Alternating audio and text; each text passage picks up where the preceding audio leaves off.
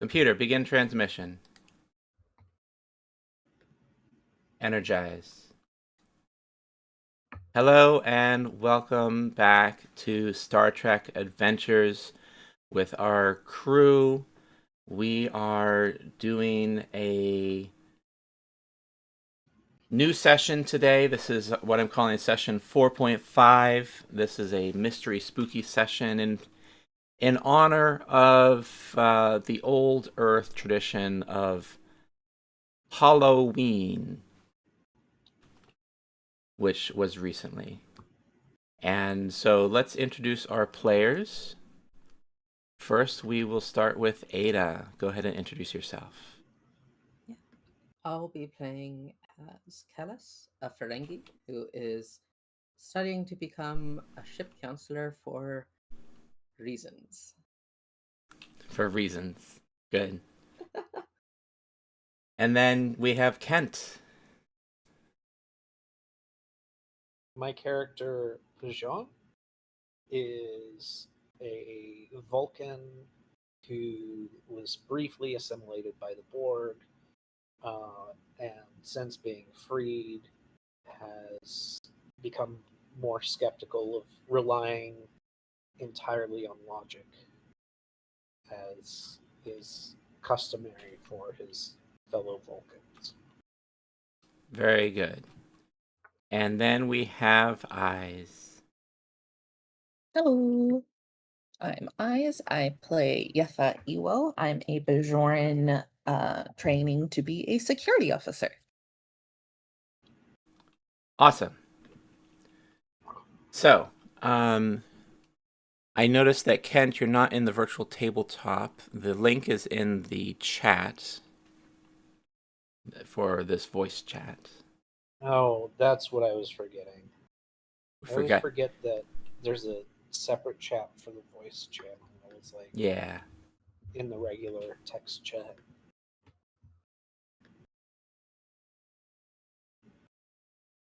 Alrighty. So, okay, I see Kent, you've logged in. Very good. So we find ourselves in the year 2384, which is, in the fall, the first semester of your fourth year at Starfleet Academy. And you have had a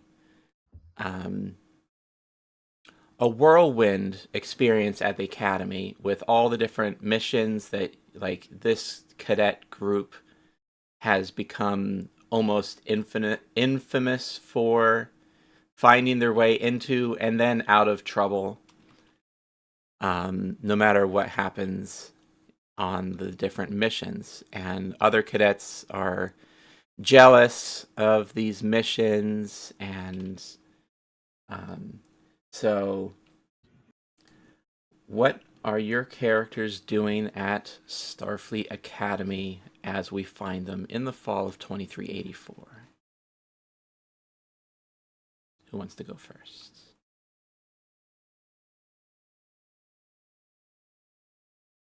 I think Kalas is networking. And by networking, I mean she's been talking with people, finding what they need, and trading not always legal items. Oh, okay. Okay. So finding market opportunities and taking advantage of those. There's people who need things. Yeah, connecting people. Completely understandable. So, what is Pajan doing? Um,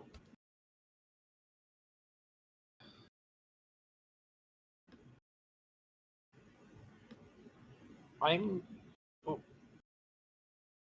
Where are we? Because on my screen, I just see a very lovely picture of the Earth from Earth. Yes, we are at Starfleet Academy, and it Okay. is the fall of 2384. Okay, I had to double check because usually we have like when we start. Yeah. I think Pajan is probably studying, um, Okay. mostly uh, keeping busy. Um,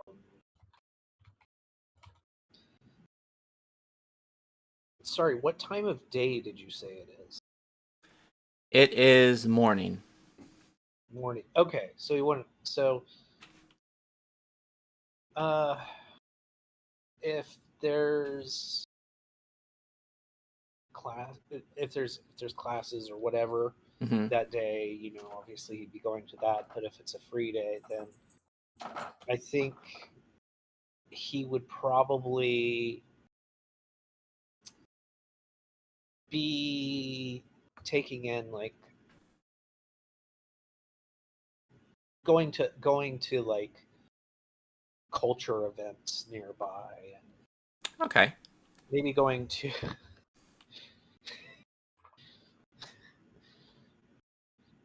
stuff like that. Okay. Cool. And then finally, what is Yefa doing? Uh, I think for the most part, she's training, working out, studying. Trying to think of what else. Okay. Yeah. So you each get a message. It's from Commander Talar. Mhm. And the message asks it explains that the rest of classes for this week are canceled for the three of you, and you three have been selected to go to a special diplomatic event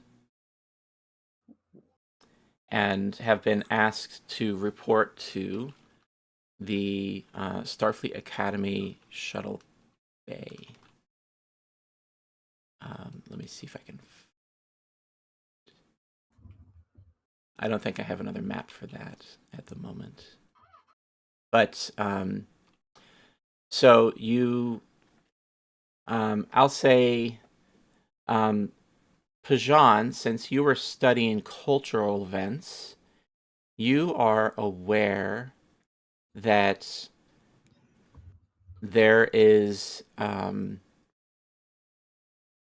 a cultural celebration happening on the moon for a new warp-capable species that has recently joined the Federation, the Lycana.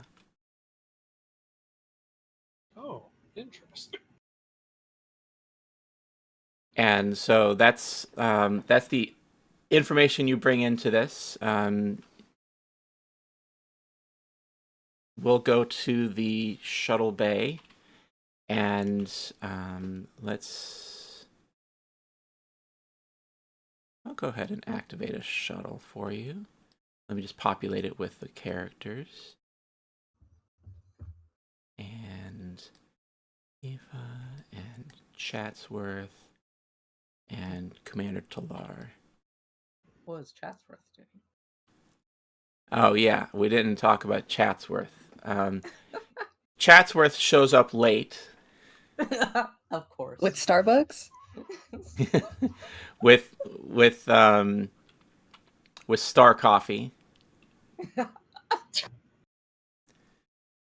And so you find Commander Talar pre-flighting the shuttle, and she welcomes you in and says, well, thank you for being on time, most of you.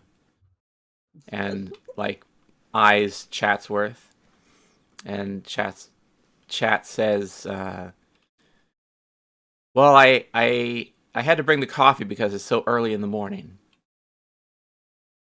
And it's trying to get on everyone's good side.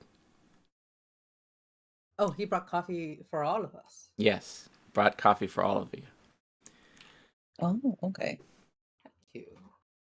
Let me grab Chatsworth's character sheet. Yes. Pajan accepts and thanks them for the chat for the coffee. I will also happily thank chat for the coffee. So Commander Talar gets your attention and says that, cadets, this evening you will observe not first contact or second contact. This is perhaps like eighth contact. But nevertheless, they are part of the first contact protocols. The Lycana have achieved warp capability 18 months ago, and this reception marks the beginning of the formal diplomatic relations between the Federation and their homeworld, Lycan Prime. Your assignment is to observe, listen, and then she looks at Chatsworth, do not embarrass Starfleet Academy. You may engage in appropriate small talk, but defer substantive questions to senior officers. The Lycana delegation consists of an ambassador, a counselor, an attaché, and their cultural liaison. And then she asks if you have any questions. These Lycana, like, do we have, in general, what are their like cultural norms? Okay. Like, how do we? Is there anything to know to not do to avoid offending them, for example? That wouldn't be expected. Okay, very good. So she explains that they are a little bit idiosyncratic. They have a couple of things about them that you wouldn't expect, but they are very welcoming to diversity in all its combinations and have studied up on galactic Federation protocols. So this is a formal Starfleet style dinner. So you're training in and you recall some of your training on like in the academy there was not quite hazing but almost hazing from upperclassmen back when you were freshmen, first year cadets, that taught you like how to chew properly and how to talk properly at a formal reception and all these different things, and like not talking with food in your mouth, all these like earth standard stuff, earth standard etiquette, you'll be expected to comply to. So your training will do you well. Any other questions? Over the table, so you're telling us that even hazing in Starfleet Academy is about... I said it's not hazing, but it's part of the education curriculum. Yeah. You said it's not hazing, but it sounded like, air quotes were added. Yeah. Legally, they cannot call it that. Legally, it's not space hazing.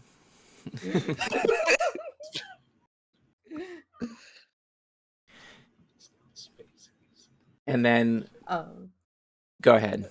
Are the Lycana? Do they have? Can you tell me anything about their home planet? Like, I don't know, like any particular resources, rare resources they might have, or that they lack. Rare resources. Well, their planet has been of interest because they have dilithium deposits. However, the Federation, until this culture developed warp travel independently, could not make use of the dilithium. So that would be one of their main exports is dilithium. And then you can find out more once you meet the delegation. Okay. And then Talar addresses Pajan and says, I am aware that formal, like as an aside to Pajan, I'm aware that formal gatherings can be uncomfortable for you given your visible Borg implants. However, I believe the exposure to diverse species who also face prejudice can be educational. Lycana are quite accepting of physical differences.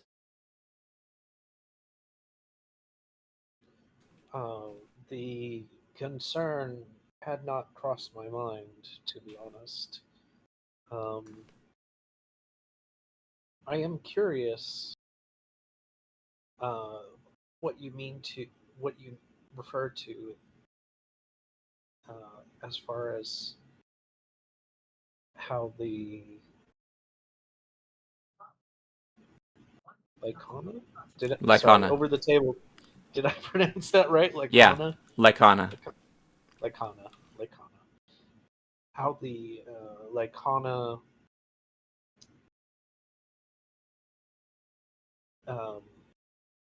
might relate.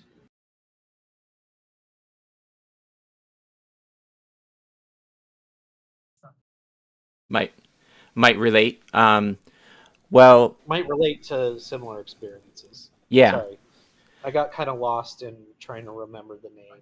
Okay. So Commander Talar says that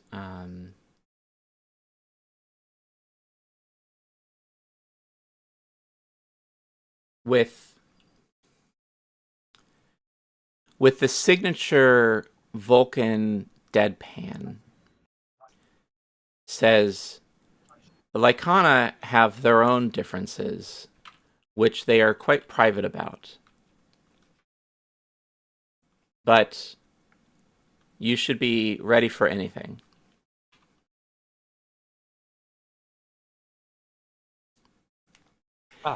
Okay. I will keep this in mind. Thank you very much. And then Commander Talar asks Yefa if there are any questions from Yefa.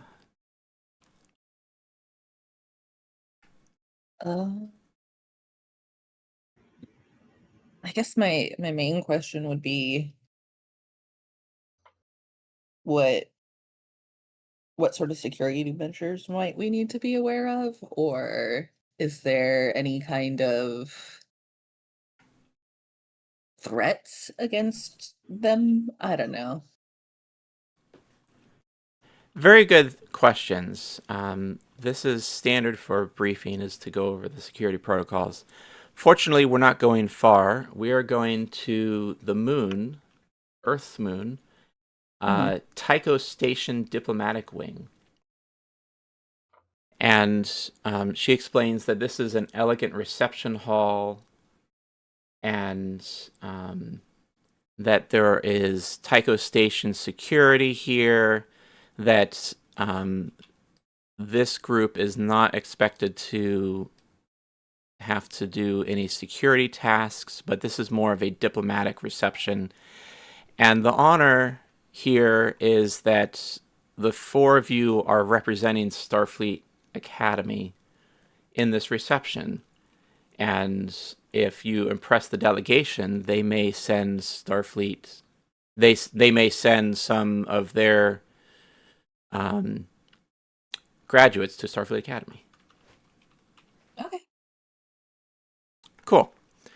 All right. So Commander Talar goes to the main seat and preps the shuttle for lunch. And we see the shuttle pull away from Starfleet Academy, and you start to see the planet Earth appear in its round glory, and then the camera pans around the shuttlecraft in a cinematic fashion to reveal the embiggening moon. The moon is getting bigger in your viewports. It's just a short impulse drive, no warp drive even needed for Earth to the moon.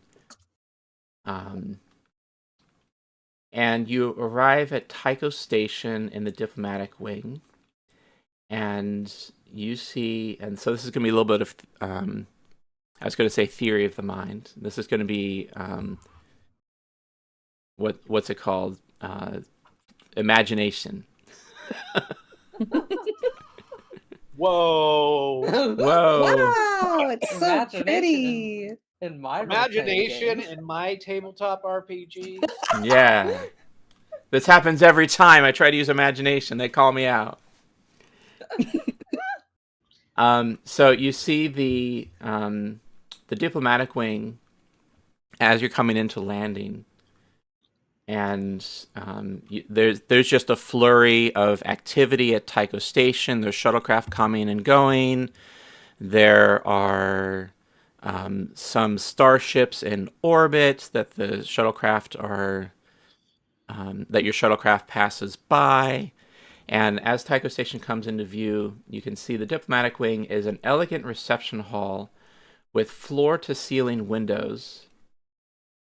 And as you go into the reception hall, you see through these windows the Earth rising over the lunar horizon.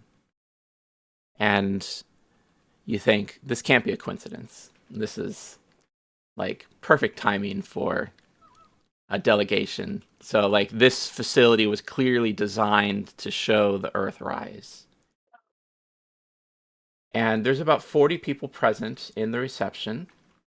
There's diplomats, Starfleet officers, civilian officials, and Commander Talar and the 4 cadets. So Commander Talar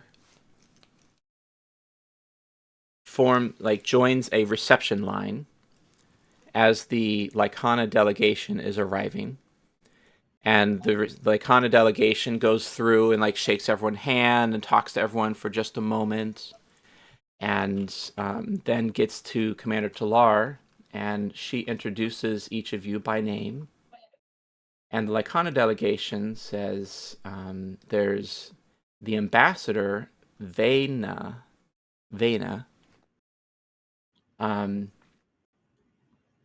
is warm and engaging, a humanoid with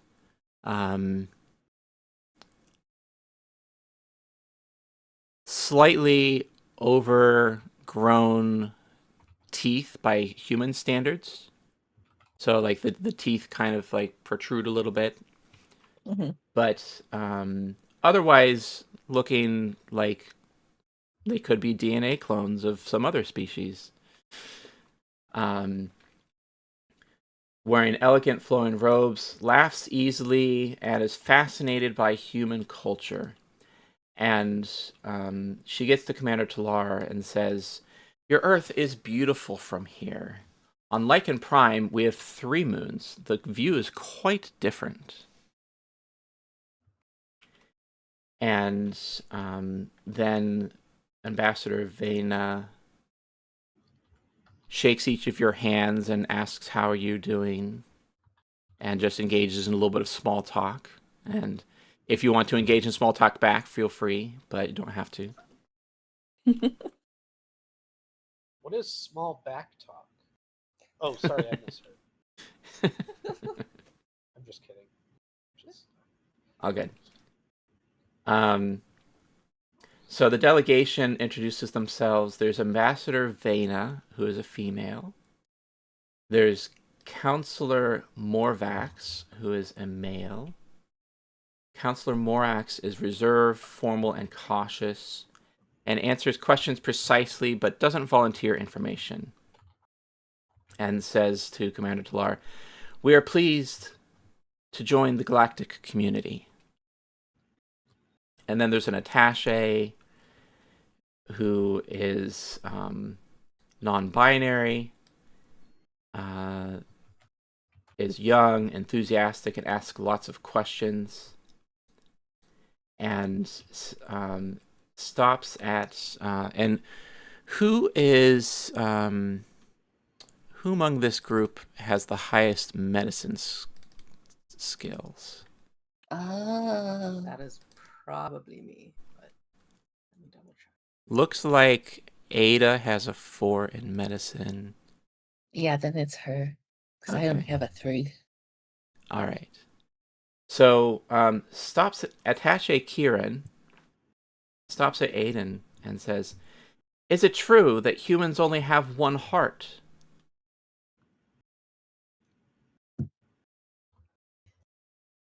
It stops at Kellis. Yes, sorry. Humans do, yes. Do the Lycana not? No, the Lycana have 2 hearts. That must make cardiac medicine so much simpler. And this Do is imagine so. this is like an aside because there's so many humans in the room, and Kieran is kind of like asking you because you're clearly not human.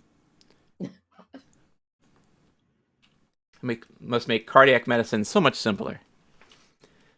And then last, there is Velrin, who is an aide and is quiet, stays in the background, and seems nervous around crowds. I'm going to need all of you to give me a insight and medicine, or an insight and science, your choice. And this will be difficulty 1 to observe some extra details, and this basically determines like whoever gets the most successes on the difficulty 1 will get the details. And do we start with any momentum or? No, but this is a way to build up some momentum. Gotcha. 2 dice in the pool or 1? 2 dice in the pool. Okay. First roll of the game. If I have cultural expert, could I use that focus? Sure.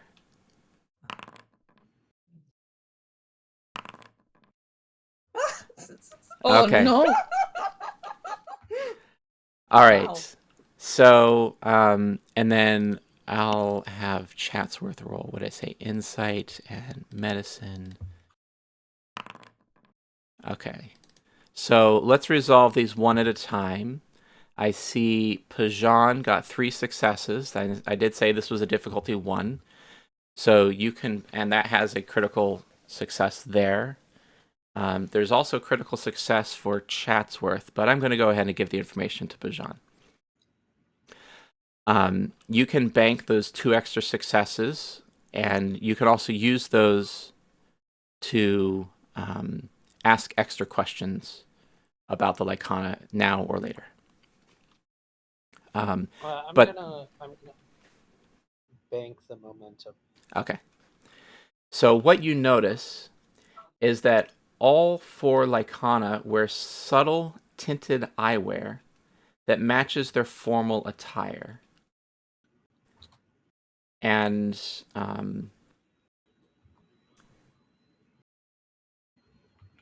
Like glasses?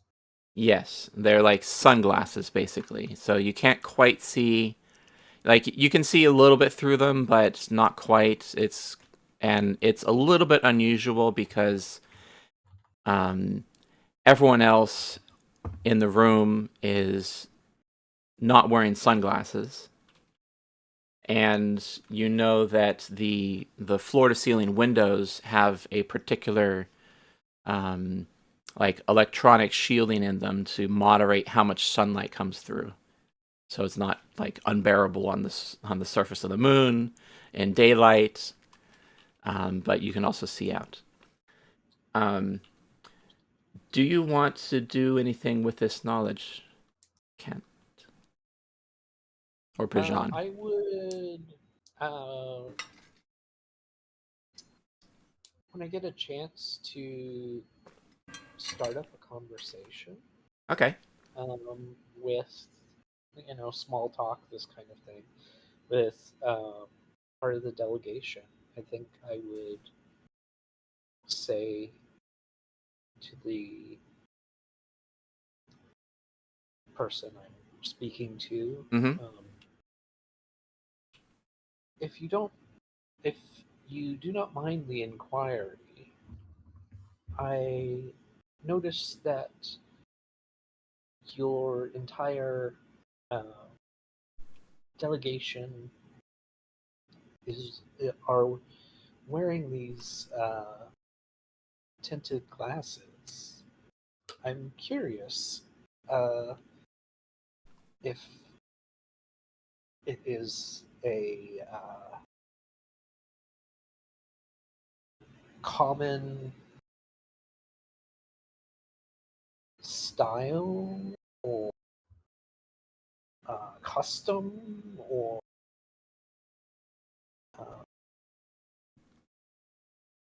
something along those lines. But Yeah. please do not feel obligated to respond if it's not something you're comfortable discussing. So, Attaché Kieran, who is the young and enthusiastic one who was just speaking with Kellis, addresses you and says, "Oh, these glasses are super cool, huh? These they're really a cultural aesthetic choice, but they serve a practical purpose as well as aesthetic." And then she leans in.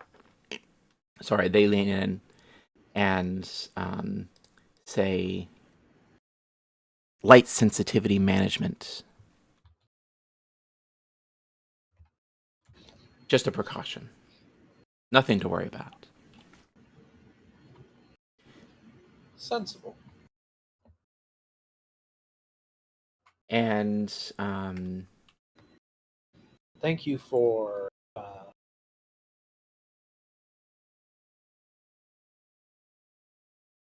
massaging my curiosity.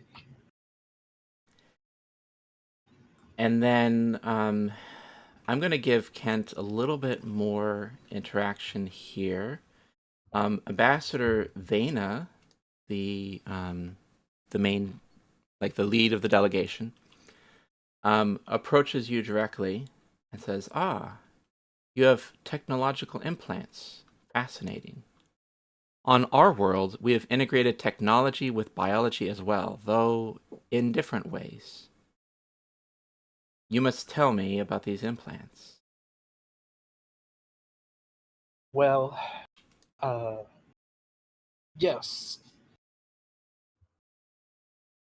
I am happy to share a little bit. I must let you know that it is these particular types of implants are often a sensitive subject because this is not strictly speaking Federation technology.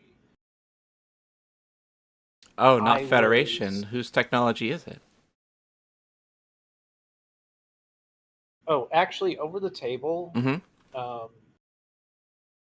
would these people know about the Borg? Is that something that's They top secret? would have I don't been. know.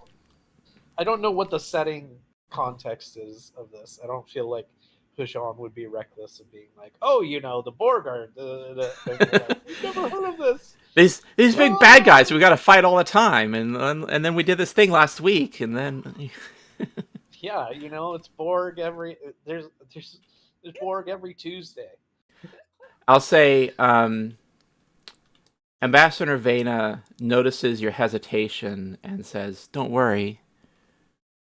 We've read the Federation briefs on your allies as well as potential adversaries." And Yes. Commander Talar gives you a nod. Yes. Well, of our adversaries, um, this technology you see, I was captured. Um,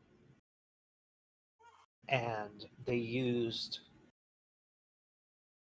this technology to control me. I was later freed and had most of the technology removed from me, but the components that are still visible, they are too closely integrated to safely remove. Ah, I see. Thank you so much for sharing this with me. I understand this is a sore subject. Thank you for uh,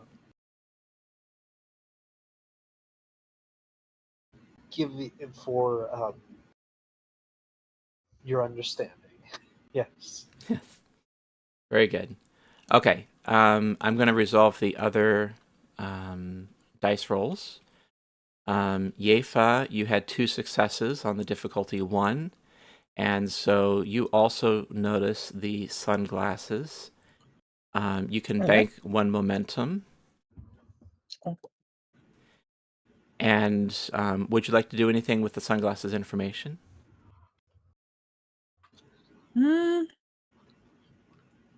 I just kind of want to see how they're all reacting. I also want to see how far away they're all keeping from the windows, I guess, if that makes sense. Okay. So you're kind of in the center of the room. There's a reception line that goes around, like, there's the layout of the room is there's a center, like a dance floor that's open area, and then there's tables and a head table that the Lycana delegation would sit at once the reception formally starts. And there's staff that is kind of bussing things back and forth, preparing for the reception to start. I heard something about a dance floor. Are you saying we can dance if we wanna? You have to leave your friends behind. You'd have to You know leave your what? friends I behind. almost feel like, depending on how obscure that reference is, that might be a joke that Jean would try his hand at. Very nice. Very nice. Commander Talar kind of looks at Pajan and just gives a little bit of like a like this type of humor is not briefed, or the Lycana are not briefed on this type of humor.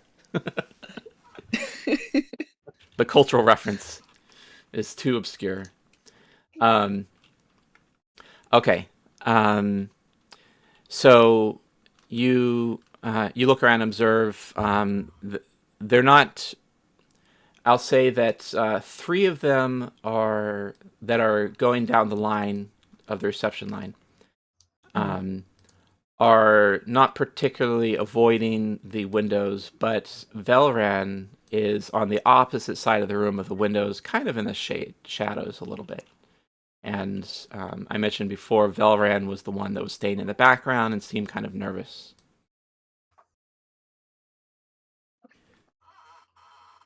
Okay. All right. And Callus, unfortunately, you got 0 successes on that difficulty 1, so there's no banked successes. However, so you're just totally like in secret absorption mode, trying to learn about the dilithium deposits or whatever. You don't even notice the sunglasses. And then Chatsworth does notice the sunglasses with 3 successes, and so is going to bank 2 more momentum there. Okay. So now we've built up some momentum. Very good. Okay. Is there anything that anyone wants to do or say before we move on to the next part of the reception?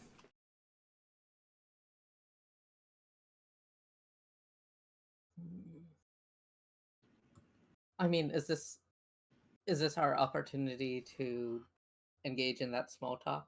Yes. All right.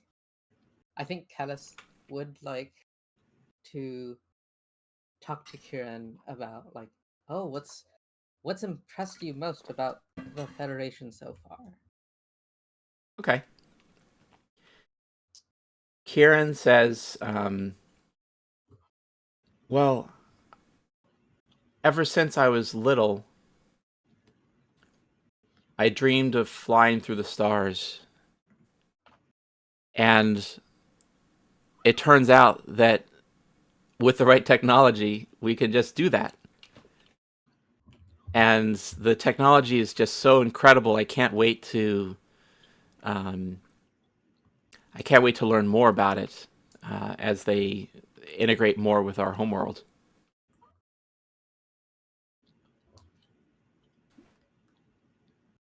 I tried one of the replicators. It was amazing.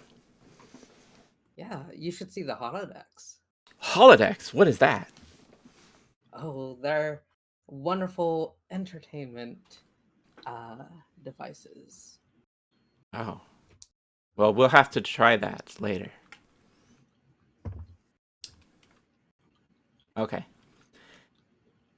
So we're moving on to the next part of the scene. Oops. I gotta get my place in the notes. I lost my place.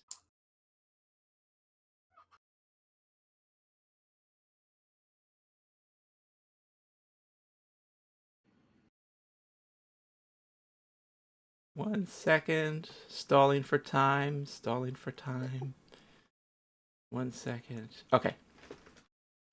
So, as the delegation Notice is... that sometimes these events slow down as though whoever's organizing them is just stalling for time. Crazy. Well, there's a lot of hurry up and wait at diplomatic receptions, so I think it works into the role play a little bit. Fair. It does. So Most people got a snack or such. Being cool. yeah. So you notice, the group notices that 2 staff members wheel in decorative planters to the center of the open area where the reception is. And these are meant to be like a centerpiece display. Would anyone like to give me a roll to observe what those planters have?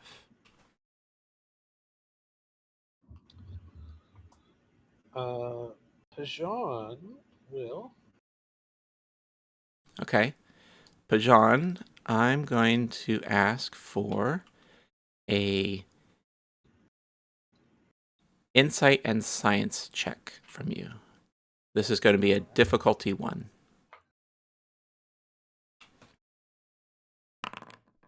2 successes. So you can bank 1 success. And what you notice about these planters is that there's a small placard that says authentic lunar regolith samples. And there's UV spotlights that are making them sparkle beautifully. And there's like microcrystals inside the regolith samples that are sparkling. And this is just kind of set out in this like center plantery table looking thing that is wheeled to the center. And so you can file that away or you can share it with the others.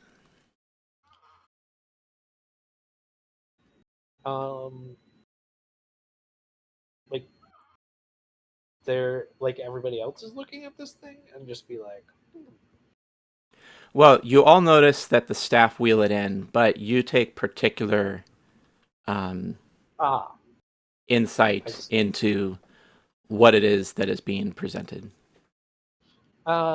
Yeah, I think Pajan's not going to say anything, at least immediately, because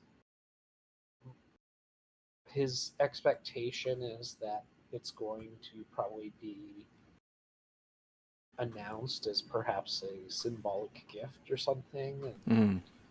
he doesn't need to do the. He doesn't need to jump in and explain for everybody. Okay.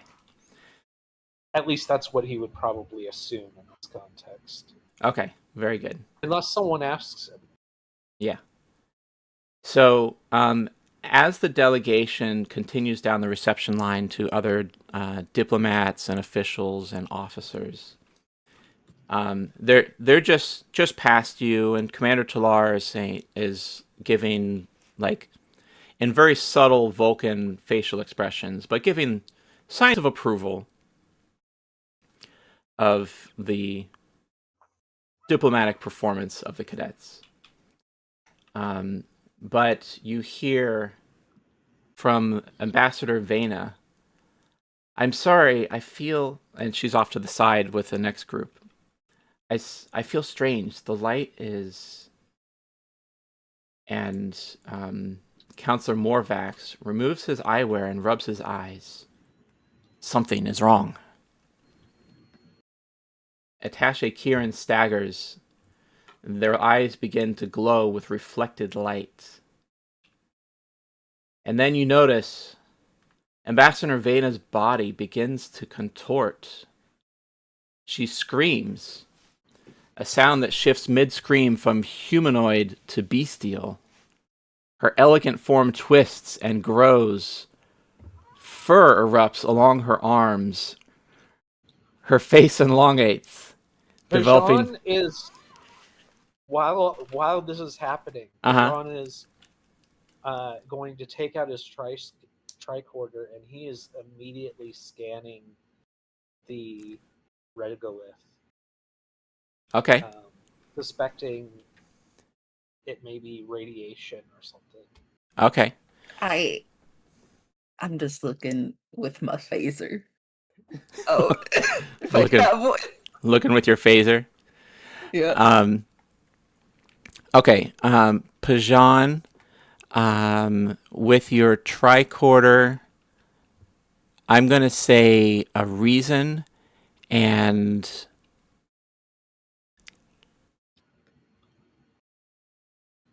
you said you were checking for radiation specifically? Radiation is the first thing that comes to his mind for sure. Okay. I will So like he's trying to find anything unusual, but radiation. Okay. So just a general scan including radiation. Okay. Yeah. All right. So I'm going to say a reason and science check, and this is going to be a difficulty 2 for scanning the regolith. Okay, great. Almost my lowest possible skill. You could use some momentum. You could. There's plenty. Yeah, I'm gonna use some momentum. So that adds 1 dice to the pool.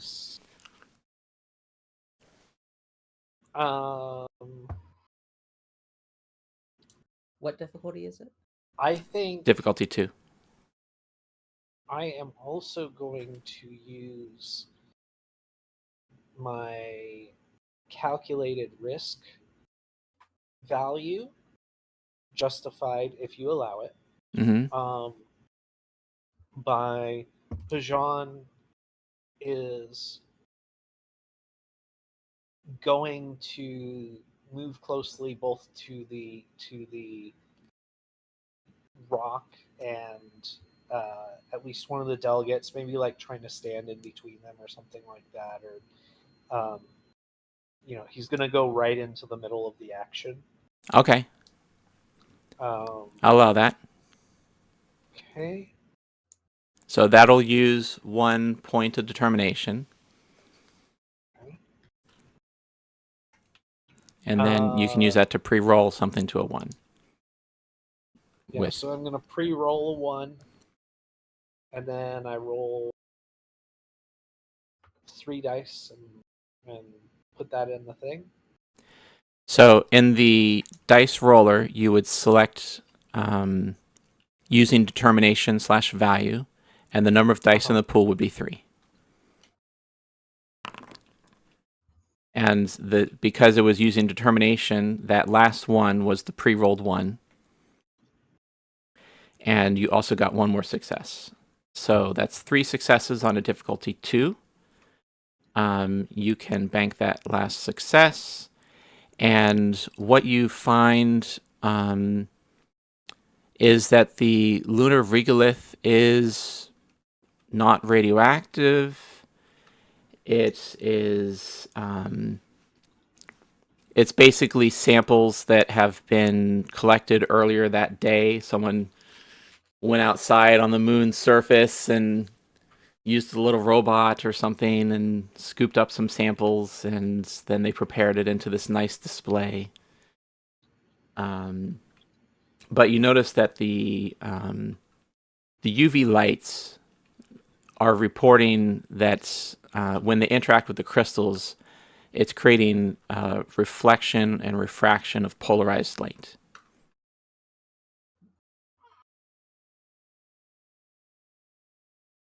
All right. Okay. So let me make sure I'm understanding the setup here. So there's the regolith sample, and then there's UV lights shining on it, Mm-hmm. and then that's reflecting out. Yes. Okay.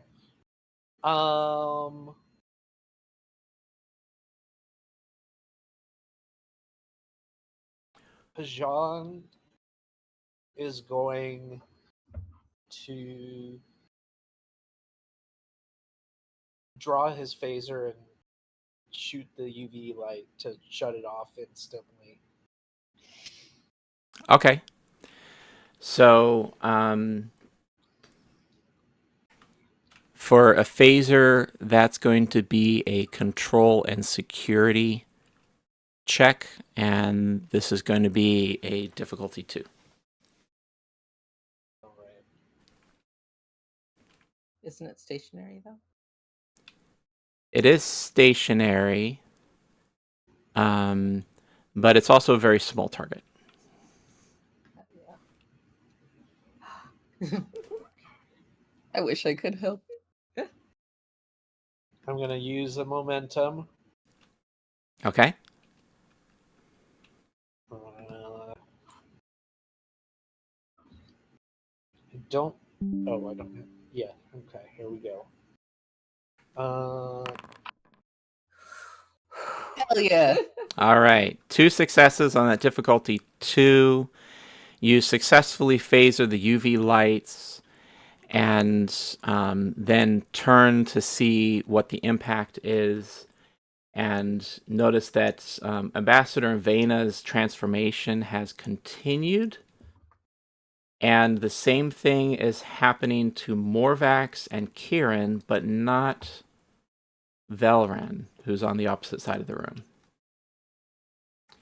So the 3 sophisticated diplomats in their flowy, elegant, formal robes have now grown fangs, and the fingers have claws and have grown into these savage-looking predators in front of terrified witnesses. I'm gonna start trying to get people out of the room as quickly as possible and orderly as possible. Okay. What's the equivalent? What's the silver equivalent of gold plus platinum, and how quickly can we make it with the bullets? Silver pressed platinum, of course. Oh my guess so, gosh. yeah. Yeah. That's over the table. Yeah. It's a little too meta for Pajan's humor. Yeah.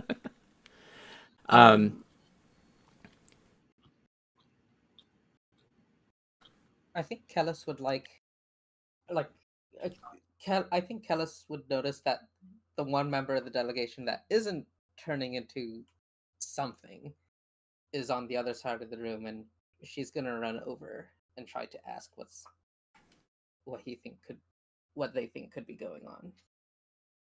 Okay.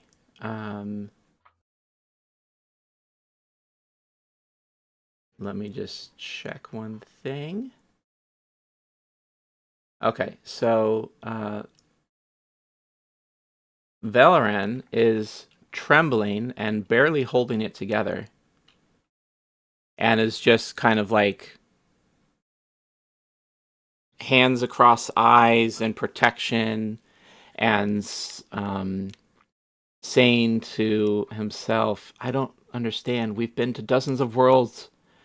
We've never our our protections always work. The eyewear filters the triggered wavelengths, but this is different. The light from that soil, it bypassed everything."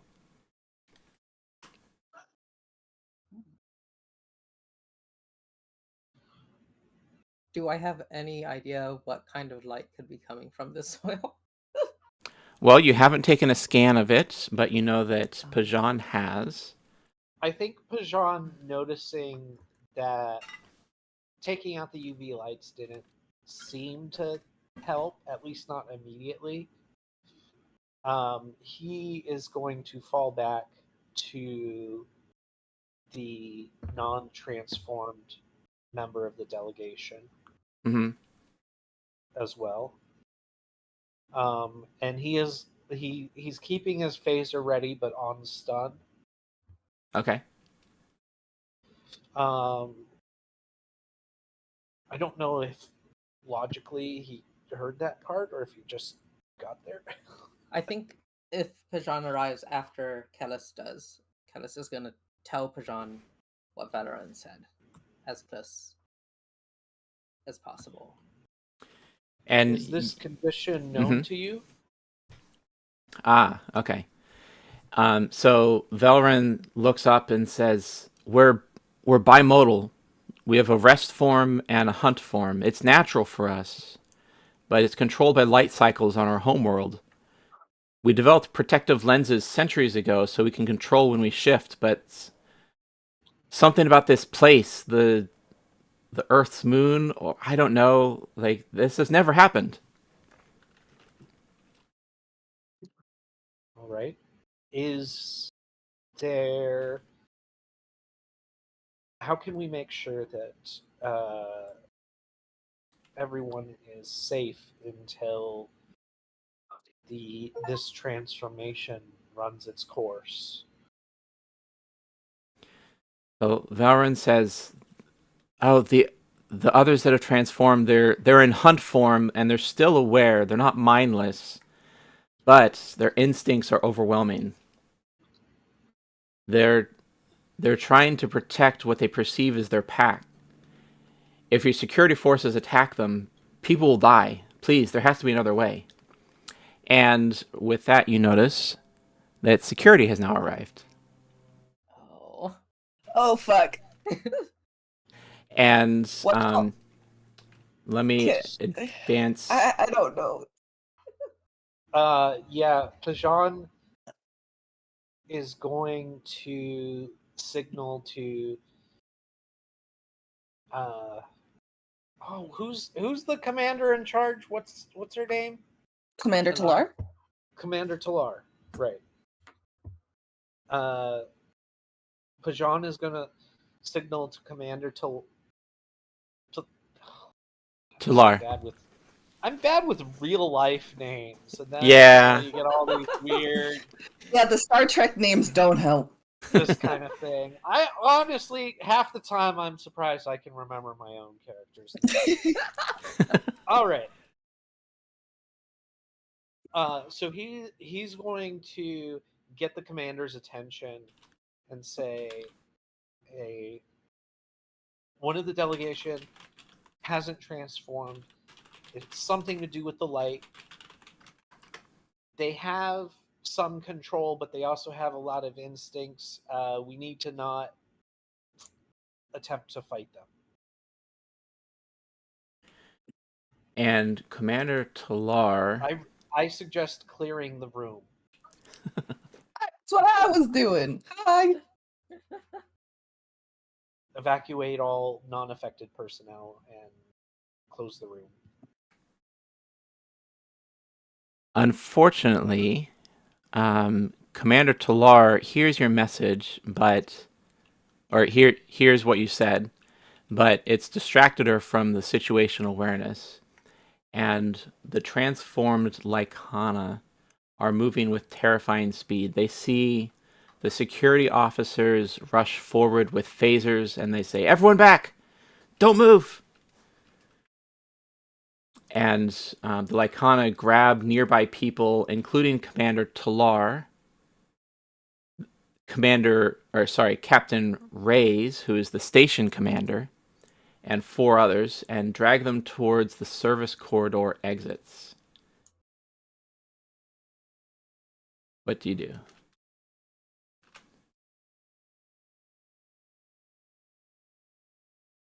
Oh goodness. How do we organize this without shooting them? Hem. Does this facility have any holo emitters? Or a holodeck? There is a holodeck, but there's no holometers in the current room. Are there security fields that we could put up in the halls? In the halls? Sure. Anywhere. Yeah.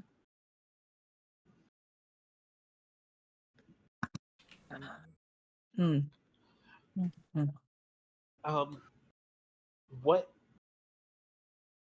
when your people are in their hunt mode, what attracts their attention? And I'm looking for the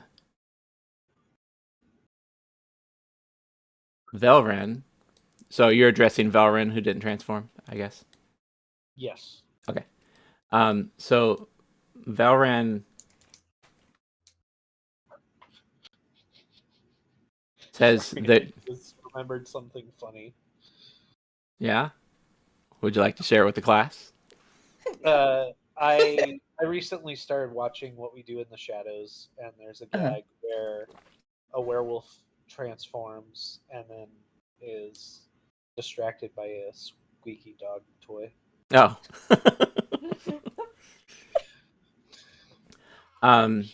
So Valran just says they're trying to be protective. They perceive them as their pack. And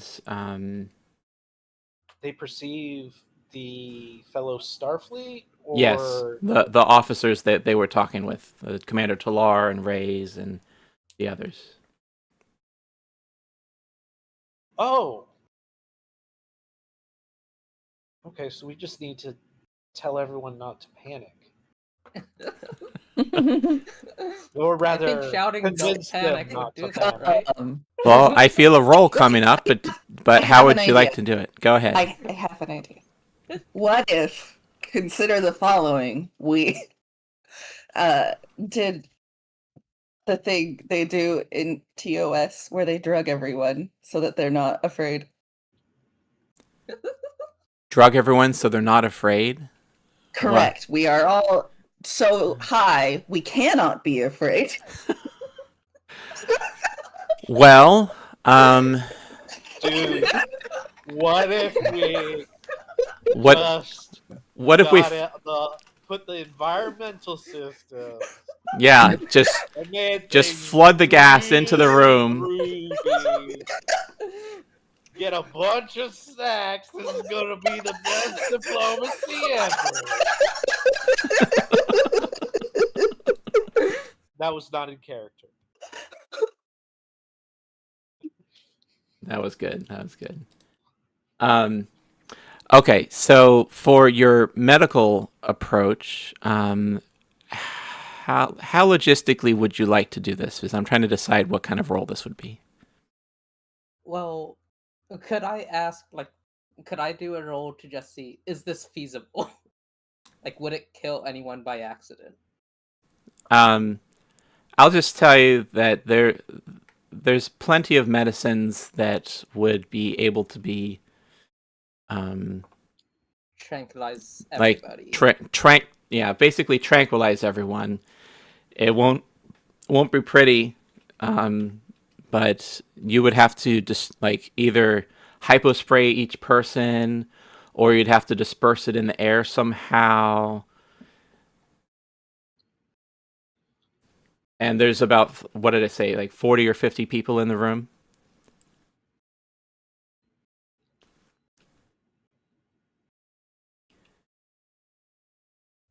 Okay.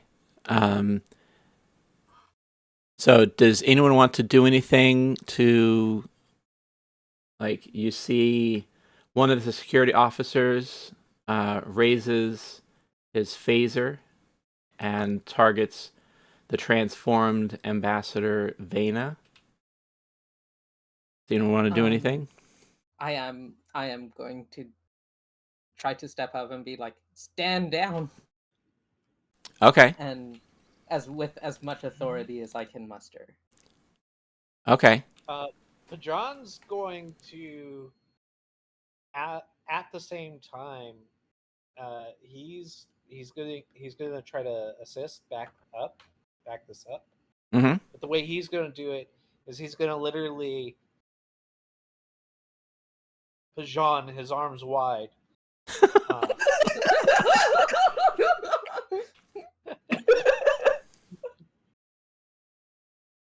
Figured you'd like that. That's good. That's good. Stand in the line of fire, and he's putting down his phaser too, but he's standing in the line of fire to try to stop the imminent strike. So you're assisting in this way. So we're going to have the primary role from Kellis, and you're trying to use, I was going to say presence and command. This is going to be a difficulty.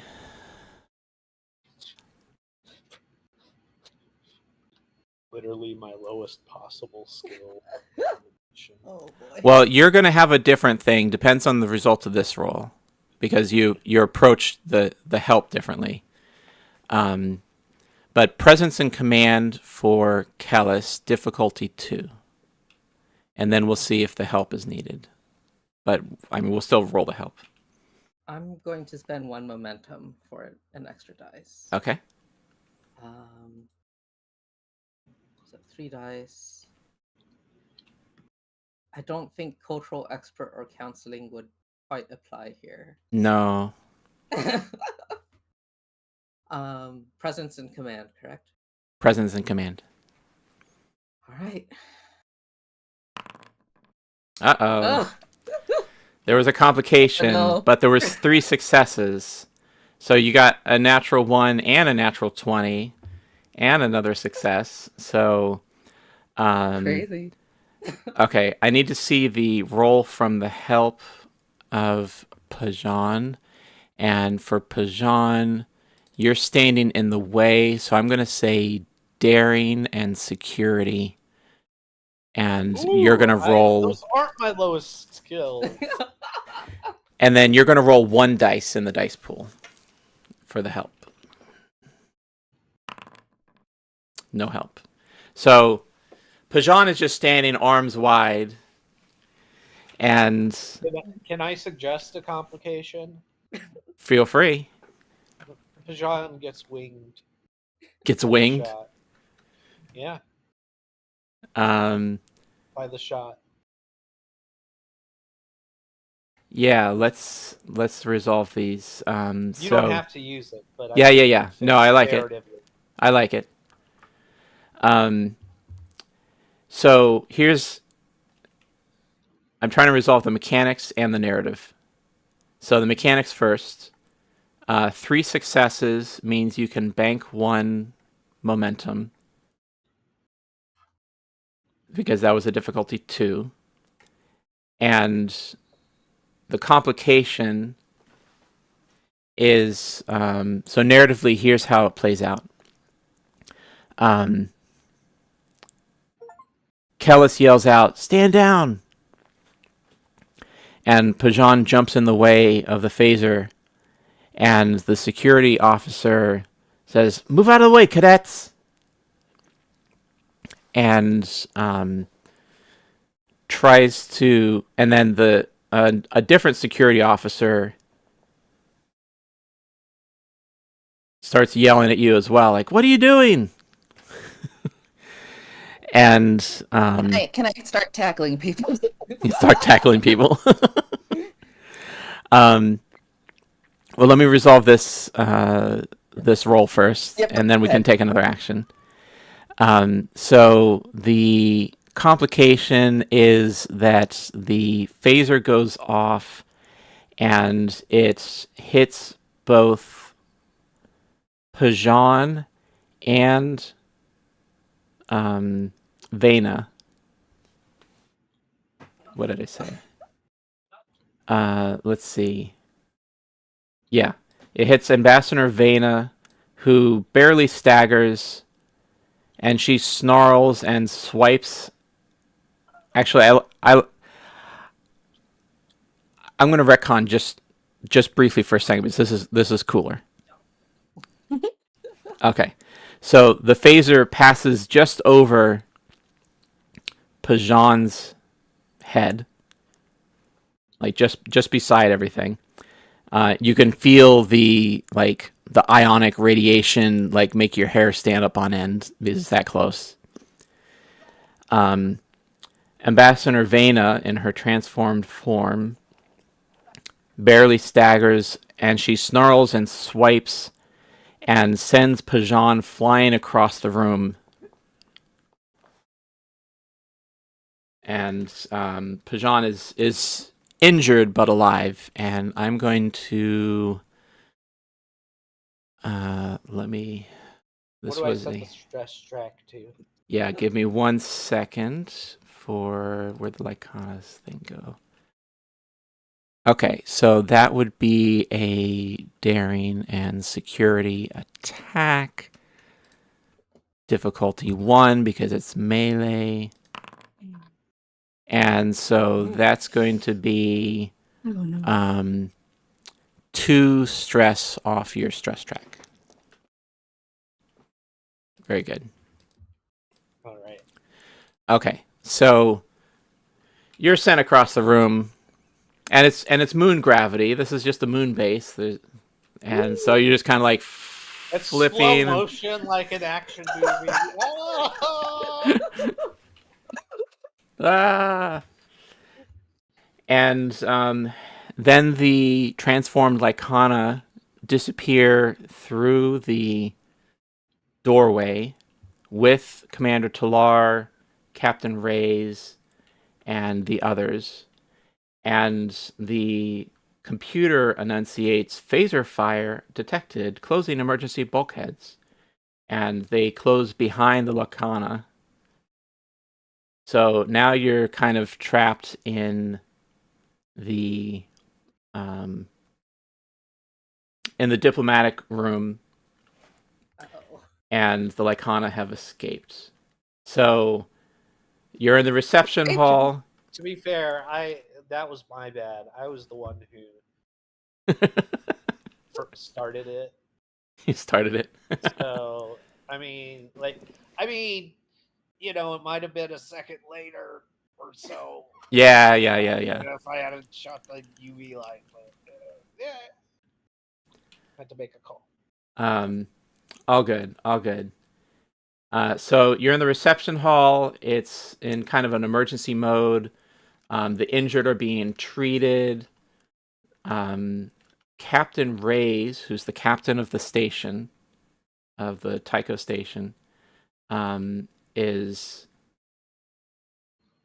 has been taken, and his second officer, Lieutenant Commander Singh, who is a human female, takes charge, arrives on the situation, and says, Everyone remain calm. Medical teams are en route. If you're injured, stay where you are. Security, establish a perimeter around the sealed sections. No one enters until we understand what we're dealing with. And then she sees you. Your academy, Starfleet training. Yep. Good. I need your help coordinating the injured until medical arrives. Move.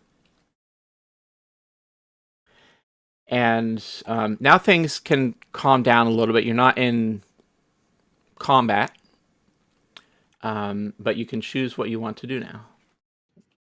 Oh. Is there like a tablecloth I can put over the docks? The Moon Regulus? Sure. You grab a tablecloth from a nearby table. There's a bunch of dishes and stuff on top of it. Do you want to just let them crash, or do you want to try to like pull the tablecloth out? Do the fancy thing. The fancy I do thing? want to try to do the fancy thing. Okay. If they crash, they crash. At least the ambassadors are here to see it. Yeah. So this is going to be a Sorry, the theme of this game is Halloween, not April Fools, right?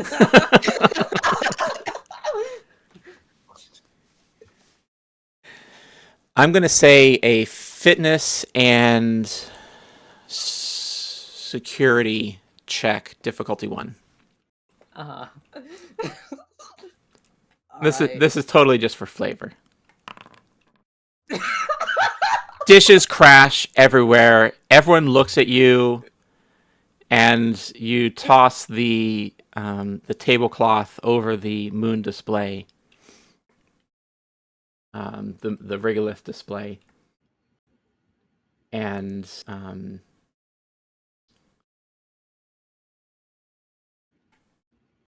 okay, I'm just checking what else happens.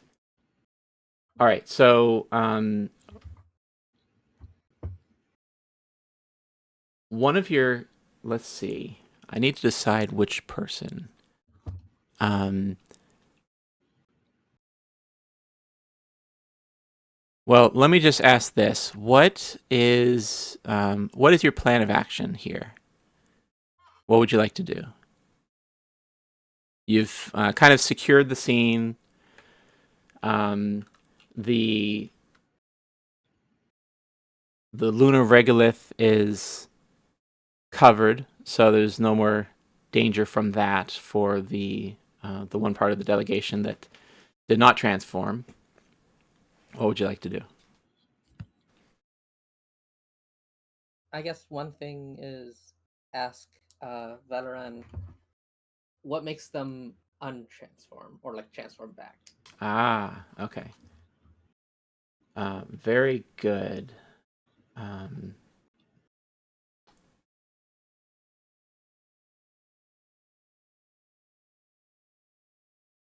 Okay. So Valoran says the transformation typically lasts 8 to 12 hours. It's based on biotransmitter metabolism. They retain some awareness, but instinct drives them. They're not trying to kill, they're trying to protect. On our world, hunt form means they're protecting the pack from threats. Unfortunately, your security forces probably register as threats. And if you want to do like a computer lookup to cross-reference this information, or you could do like a tricorder scan of Valran himself to see if there's anything you can glean from the medical scan, or you could do something else.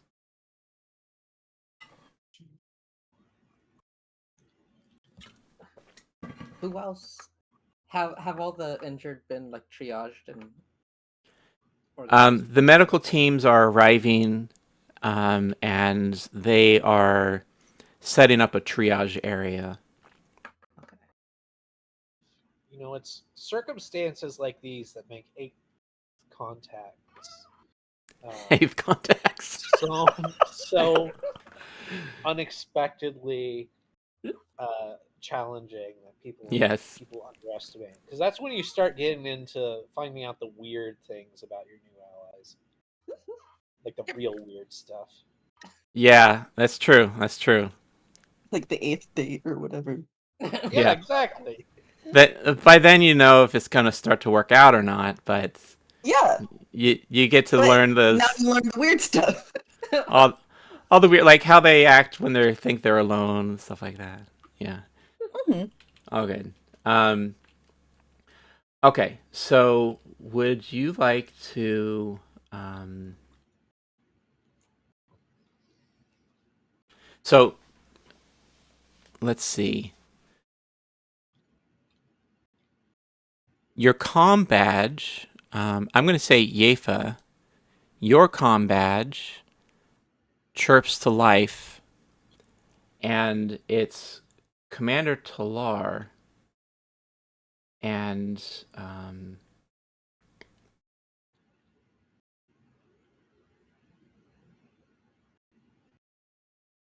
here we go.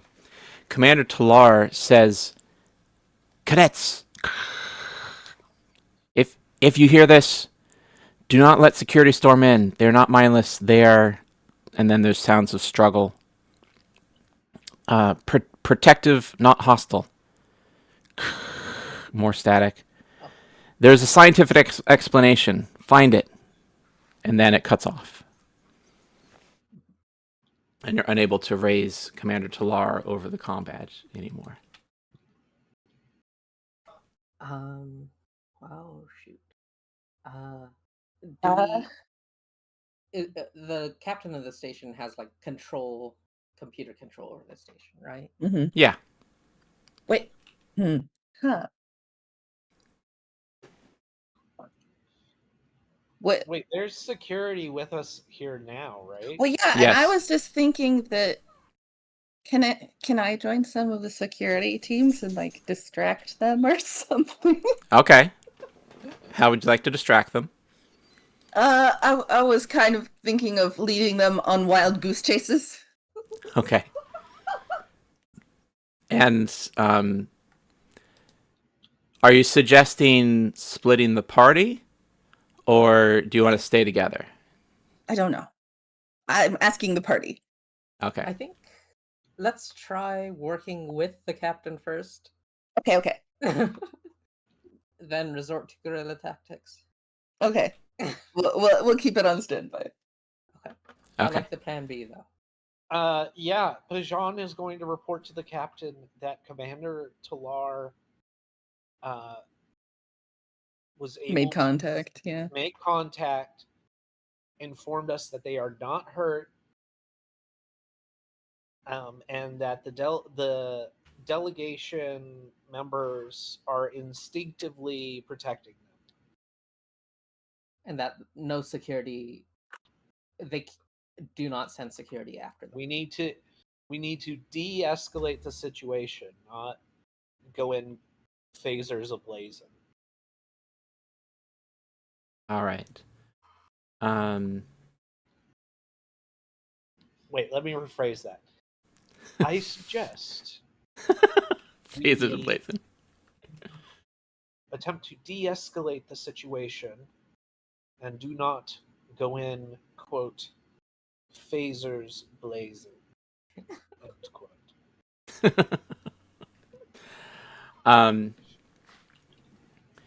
The security chief of the station arrives. He is a Tellarite. His name is Chief Gorvan.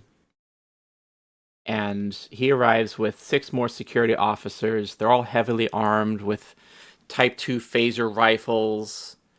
They've been to the armory, and now they're here. And Chief Gorvan says, "All right, status report. 3 hostile aliens. Hostages include Captain Reyes. Sealed in the lower Incorrect. station levels." They are not incorrect. They are not hostile. They're being protected. They are allies who are attempting Sick. to protect our people, but They're acting on instinct. yes. Okay. So, Pajan, I am going to ask for a presence and a command check Can to I back see. up Pajan? You can. would you like to say, like, what do you say to back up Pajan? To assist.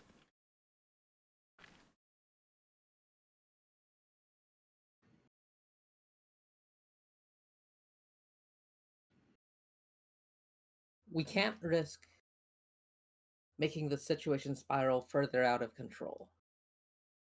We need to de-escalate and make the stakes not as high. Okay.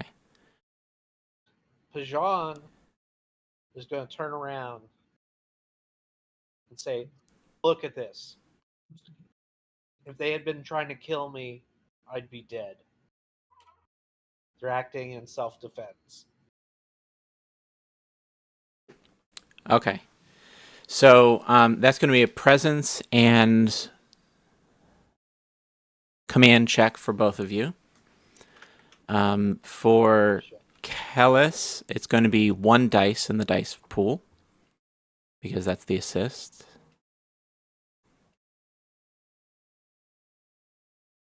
What is the difficulty?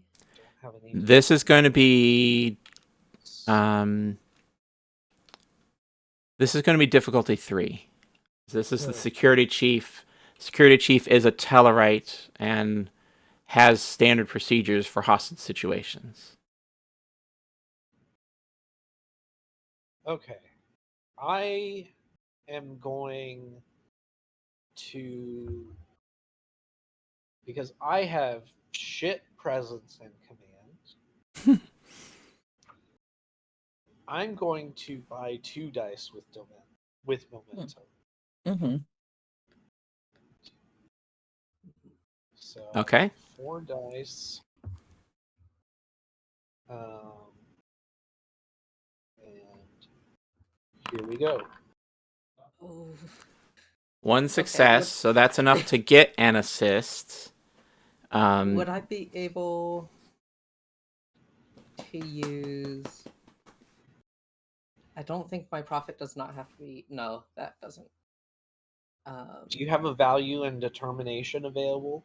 Not a value that really matches the situation. I do have a focus, counseling or neuropsychology. Neuropsychology, yeah. I'll say your neuropsychology can apply. Okay, but only 1 dice, right? Yes, but only 1 dice. No, but do you have determination? I don't know if I can spend determination. Can I? Not on an assist. Okay. Damn it. Here we go. Okay, only 1 success, and that was a difficulty sec. 3. I wasn't the one who started the check, though, was I? Did we do that backwards? You spoke up, and then Kellis volunteered to assist. Okay.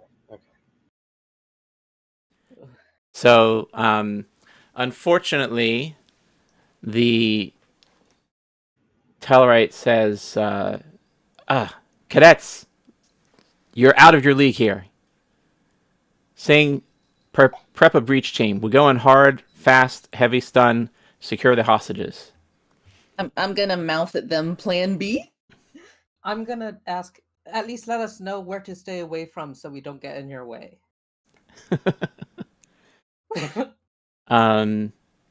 Let's see. I think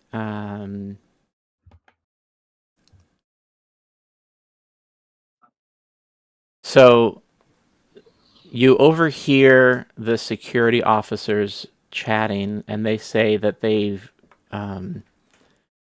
detected movement that is aligned with the life signs that they're tracking of they keep calling them hostages and the delegation, and that they're moving through maintenance tunnels in the station's lower levels and heading towards a shuttle bay.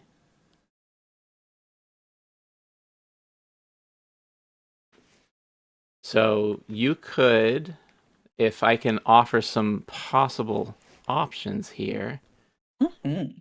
You could continue to fight with the security, who is very stubborn. You could find an alternate route and go after Commander Talar and the others yourself. Or you could do some more investigation with Velran to try to find a cure. But you have to decide one of those, like one path forward at a time. So this is kind of a decision point of which strategies you want to use. Are we all? Are all of us participating in one option we choose, or is it like each of us is? Um, I think one of I these? I think all of you should stick together. that makes sense. Mhm. I think it might be worthwhile to spend some time at least working on figuring out why this is different. Using like, is one of their glasses left in the room? Yes. Okay, like let's use that. See what, like, use tricorder bullshit and. It's not Yeah. bullshit. It's real. It's our techno babble. Don't. Hey, have you found anything in that tricorder bullshit?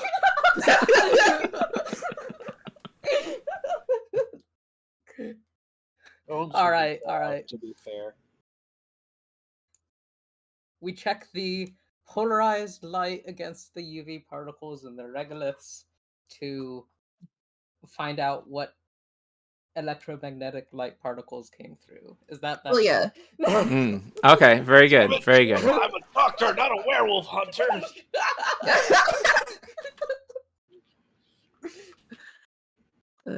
Okay. So No, that seems like a good idea though, because it's hard to know what we would do if we caught up to them if we don't know what's going on. So I'm going to ask for a. And do you want to involve Velran, the one who didn't transform? I Yeah. actually do want to ask Valoran, is there a way to make a like Kana transform back early Okay. on purpose? Other than speeding up their metabolism somehow. Yeah. Yeah.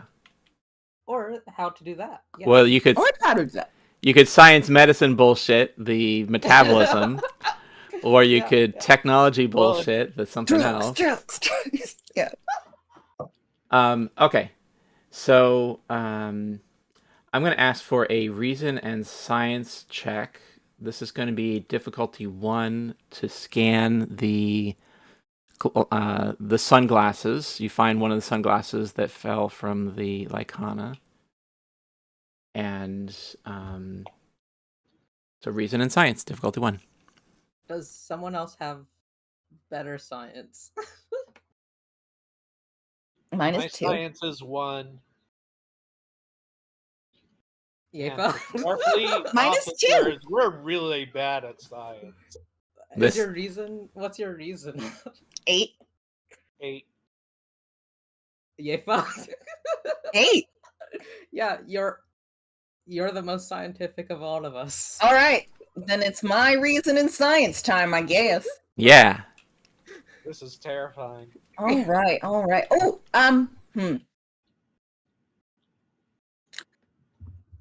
This is a tricorder, so it wouldn't count as computers or No. transporters and replicators. Okay. No. And this is complication range. 1. One. The difficulty is also 1. Okay. Can And 2 I dice in the try pool. to assist? Yes. Okay. Not using So focus, not using a determination. Okay. And 2 dice. Mhm. Okay. Okay, so that was the 1 success, and then Pajan is going to assist with the reason science task with 1 dice. And there's nothing I can do to boost the dice. Not really. Yes. Extra success, so you can bank that success. And here's what you learn. The sunglasses have a particular filter that only allows polarized light at 587.3 nanometers. And it's an unusual frequency that doesn't occur naturally on most M-class worlds, but it might interact with specific biochemistry.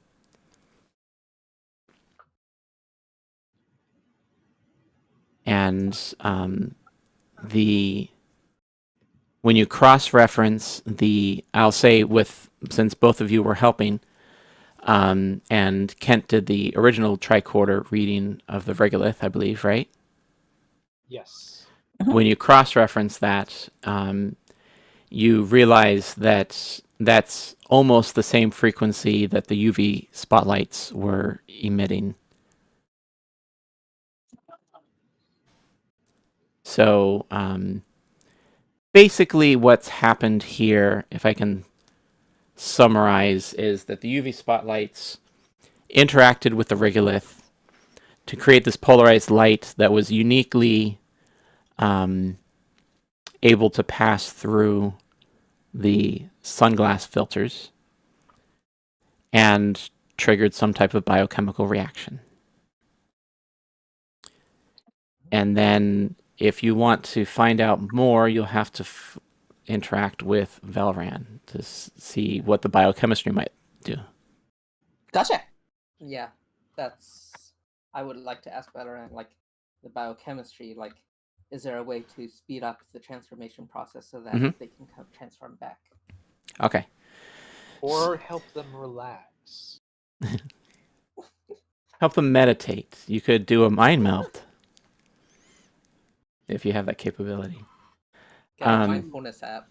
I have Mindfulness ability, of program. course. The problem is, points to wounds on back. I gotta be able to, get close. Oh, Yeah. Yefa, would you be willing to try to replicate enough glasses to properly work? Like glasses that filter out all of the light, basically. All the basically Polarized prevent it light. from happening. Yeah. Okay. I could try. I do have some replicator experience. Okay. When we shut off the UV light, Mm-hmm. those that had transformed did not transform back. Right. True. So I suspect Well, that may be beneficial if we subdue them in some other fashion, but it may not assist with subduing them. Yeah, I agree. We still need to figure out how to get them to transform back. It's just or just once they're calm transformed back, we down. don't want them to transform into wolves again. Yeah. So what you learn, I'll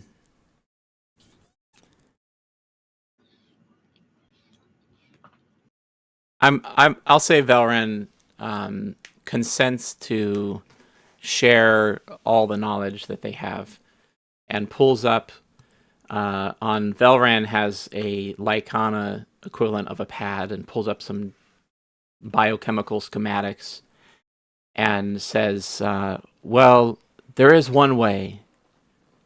If they were in complete darkness for 20 to 30 minutes, then the metabolism would kick into high gear and it would transform them back. And it needs their whole body to be in complete darkness, not just their eyes. Yes. Okay. That's harder. That's a little bit harder, yes. Okay. would think it'd be easier to find complete darkness in the void of space, and yet All right. So, with this information, would you like to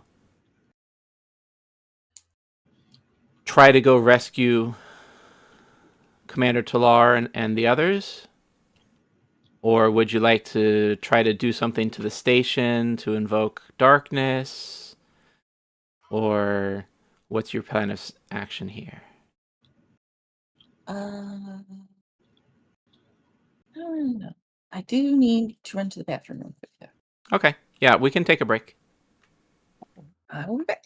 All right. So let's take a 3 or 4 minute break. Oh, look. Okay.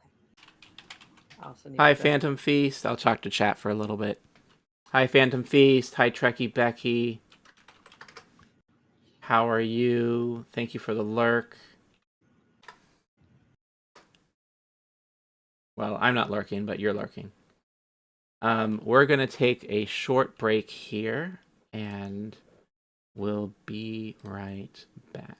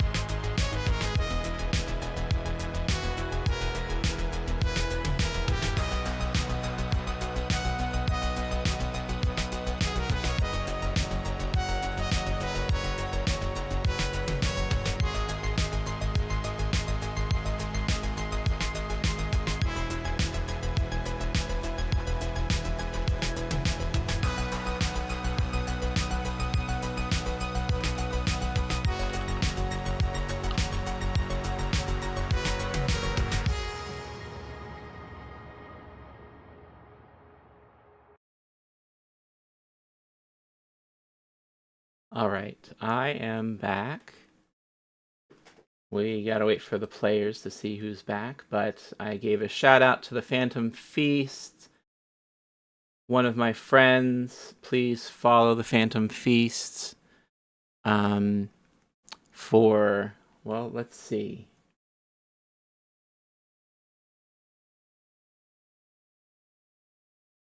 Well, it didn't do the thing. Do I have a shout out?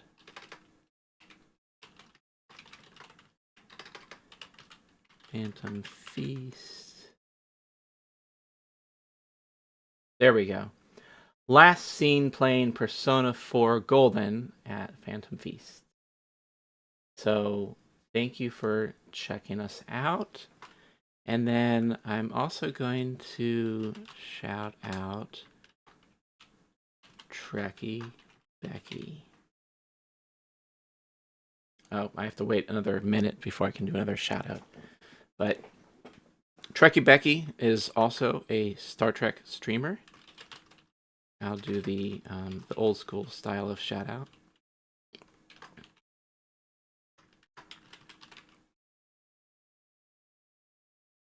And has been playing Star Trek Voyager Across the Unknown. And also does large-scale Lego models, which is pretty awesome. Thank you for being here, Trekkie Becky.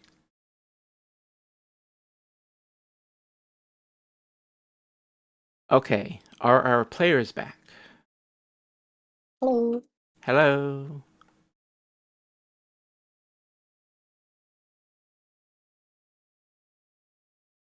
And there is Ada as Kellis. And then just waiting on Pajan, who is muted.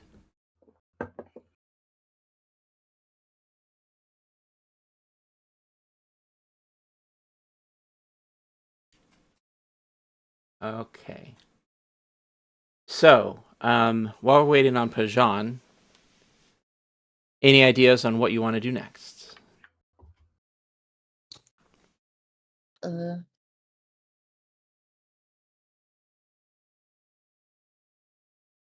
think I have a slight suspicion Uh-huh. that it will be easier to, I don't want to say sabotage, but Uh-huh. distort station readings. Disorganized. Yeah. If we meet up with the group first and travel with them, working with them. The group meaning the Lycana and the and the others. Okay. Yeah. However, that would mean probably leaving our weapons holstered, if with us at all. Mm-hmm. But we're cadets. We look small. Well, you do, shrimp. I'm back. All right, Welcome cool. back. So we were just discussing strategy, and the suggestion was to go catch up to the Lycana and the Commander Delar and the whole group there. And then like travel with them if we can get on their side while sabotaging. Okay, not sabotaging. Modifying the station. lightly modifying the station. Altering perception. Can we ask our NPC ally friend to come with us? To come with us, but also, yes. Is there any like irresistibly delicious food to your people when they're in hunt mode? Oh, we could bring them snackies. Exactly. So, it would be potentially a beneficial way to de-escalate. Okay. So, Valran says that some of the food that was prepared at the head table was a particular dish imported from Lycana that they may be interested in. And can we gain access to this dish? Has it been thrown out yet? No, it's just sitting there in the chaos. Perfect. It didn't get destroyed by the failed tablecloth situation? No, that was a different table. Oh, thank You got to scoop it up and represent it. I pulled it from the cadets table. No worry about it. Yeah. All right, cool. So, if you want to catch up to the group, while the security team is prepping, you overhear that it's going to take them about 15 minutes to override the security bulkhead doors and go through. But there's alternate ways through anything in this type of station. So there's Starfleet loves redundancy. yes. So other options include a main service corridor.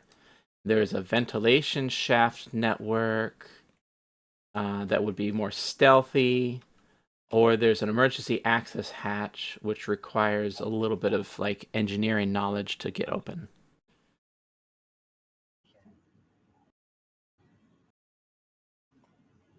Where does the emergency access hatch lead to? They all lead to different places in the lower level.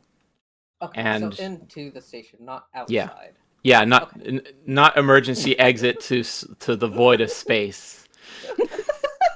That first step's a I'm just doozy. making sure if Valorant is coming along with us, Yeah, that they're not gonna turn into a wolf on the moon service. right. That seems advisable. So, which way do you want to go?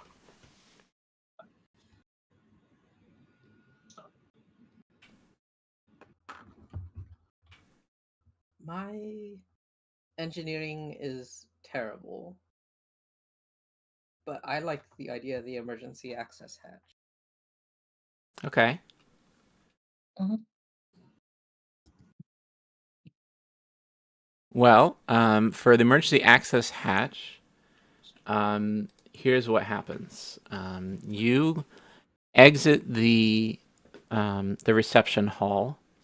Can we take Valorant and the meal with us? Yes. Okay. So you and the four of you, including chat, and Valoran, or I guess 5 with Valoran and the meal.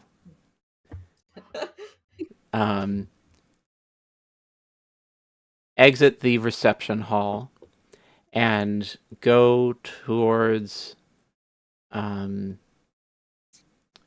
like you're following the station schematics on your tricorder, and you come across a kind of a closet that reads emergency access hatch to lower levels, and this requires a control and engineering check difficulty 2. And this is to override the hatch security with some type of engineering bullshit. How I see y'all's engineering. Any volunteers to do the engineering? Mine is bad. I have +3 engineering. What's the attribute associated with this? Control and engineering. Control and engineering. Well, I have 8 control. I have 10 control and 1 engineering. So we have the same total score. Yeah. Oh, wait. But I can use my direct neural interface. Yes, Oh, hell you yeah. can. Do it. So that gets you, what, an extra D20 for your dice pool if you're assisted by the computer? Yes. Okay. So, I don't Pajan... remember. It's been a while. Yeah, that looks like it. Yeah. So, Pajan, you step up to the security hatch, the emergency access hatch. What's the complication range? Complication range is 1. This is a control and engineering check difficulty 2. So you should set the dice pool to 3 because you're using your direct neural interface. You connect your brain directly into the computer system, your implants into the computer system, and say, I can override this. I'm going to spend 1 momentum. Okay. So that would bring the dice up to 4, and you get 1 success.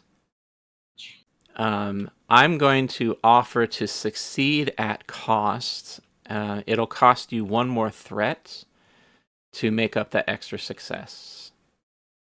That was a Yeah, I'll difficulty take it. 2. Okay. So we added some threat to the threat pool, and then emergency access hatch opens up. It initially resists, and then you just kind of like hit the console a little bit with your Vulcan strength, and it opens right up. Of maintenance.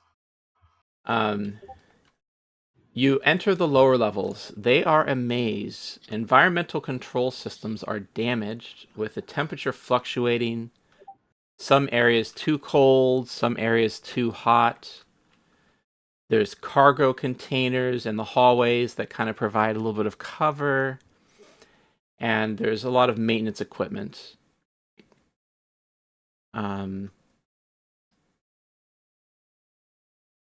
do notice... Let's see, who notices? Who wants to give me an insight and a security check?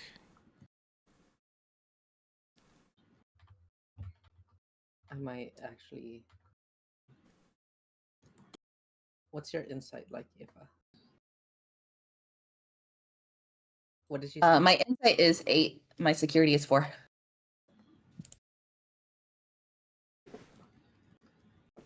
My insight is 10. My security is 2. So we're the same again.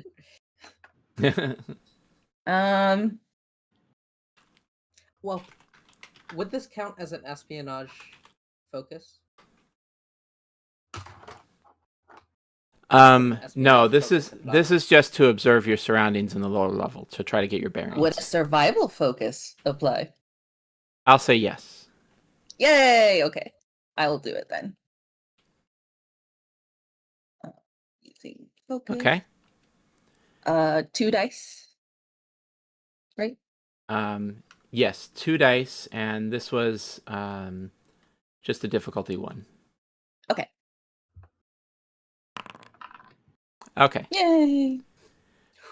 So, Yefa, you point out to the others. You notice claw marks on the walls, deep gouges in metal.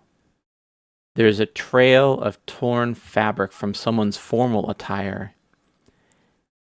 And then there's movement in the shadows. A low growl. Yellow eyes Offer up the snacky. reflecting in the emergency lighting. I am gonna grovel. Grovel? Grovel and offer snacks. Yes. Yes. Just the plan. Okay. How would you like to grovel? Oh boy. You should do it the Ferengi way. What is the Ferengi way? They put their hands together like you're gonna pray, but then it's just their wrists together. Oh, like this. And then they're on their knees. Yes. Yeah. Exactly. Yep. Yeah. Like that. Yeah. Please accept this humble offering. And are you offering up the food, or are you just like offering up yourself? The food as well. The food, okay. All right. So Important clarification. Important clarification. Yes. Whether it was you're offering yourself or the food. Oh yes, I see. Very true. Very true. Okay. I'm gonna say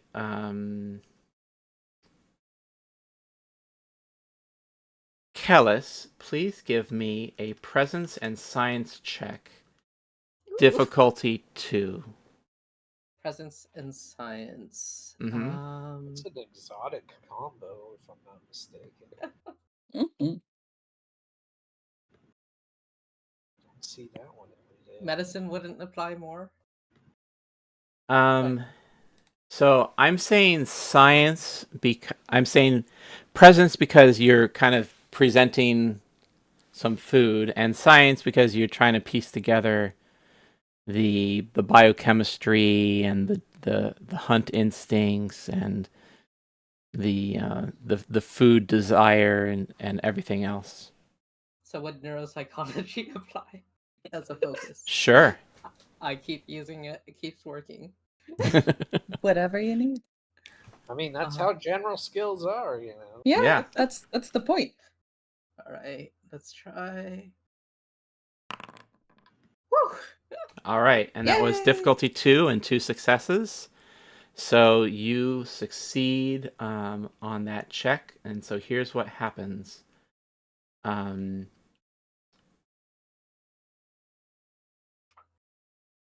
One second.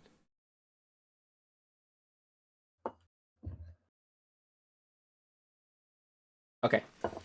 So, you're just kneeling on the floor, holding out the food and groveling and saying, "Please don't eat me." And this is the transformed form of the attaché Kieran, who is growling and steps out of the shadows. You see the 2 yellow eyes that are reflecting the emergency lights, and then you see the full form of the transformed Kieran,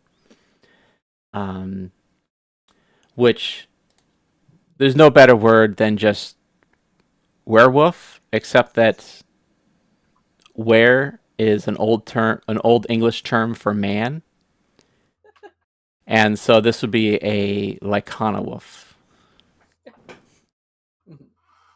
or some other thing. Lycanthrope, if you will. I thought we were Lycanthrope. dealing with vampires.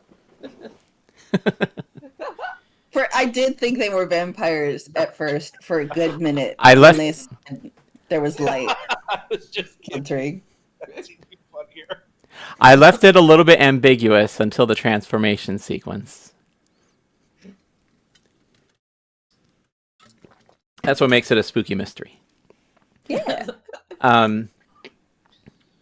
Okay, so transformed Kieran, hunt form Kieran, steps forward and is growling. There's like slobber coming from their snouts, and they approach you. Do you react to this, or what do you do?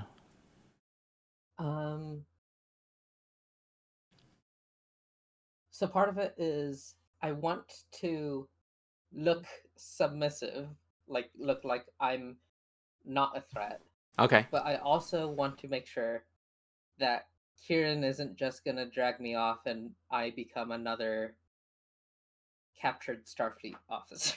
Okay. Starfleet cadet in this case. Yes. Mhm. All right. So So I'm I going to think, say like, your previous role, I think, applies here. like I'm still looking ahead, but I'm not looking at.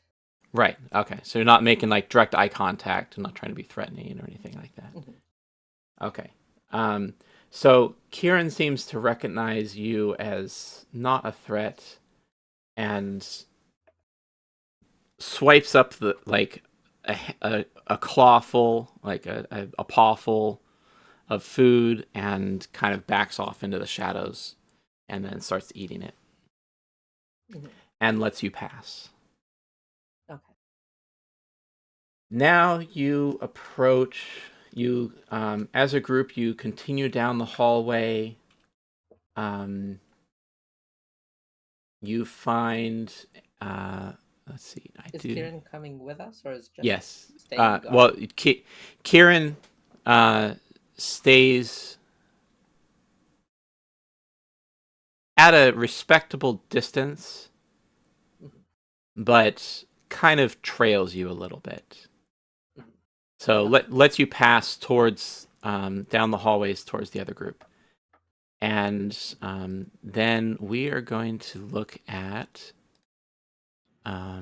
we have a map. And Woohoo! let me just make sure I have all the right people here. There's, we're missing Pajan. 1 second, let me get Pajan. And then we're also missing the Velran. So this one basic NPC crew is Velran. Let me just relabel this.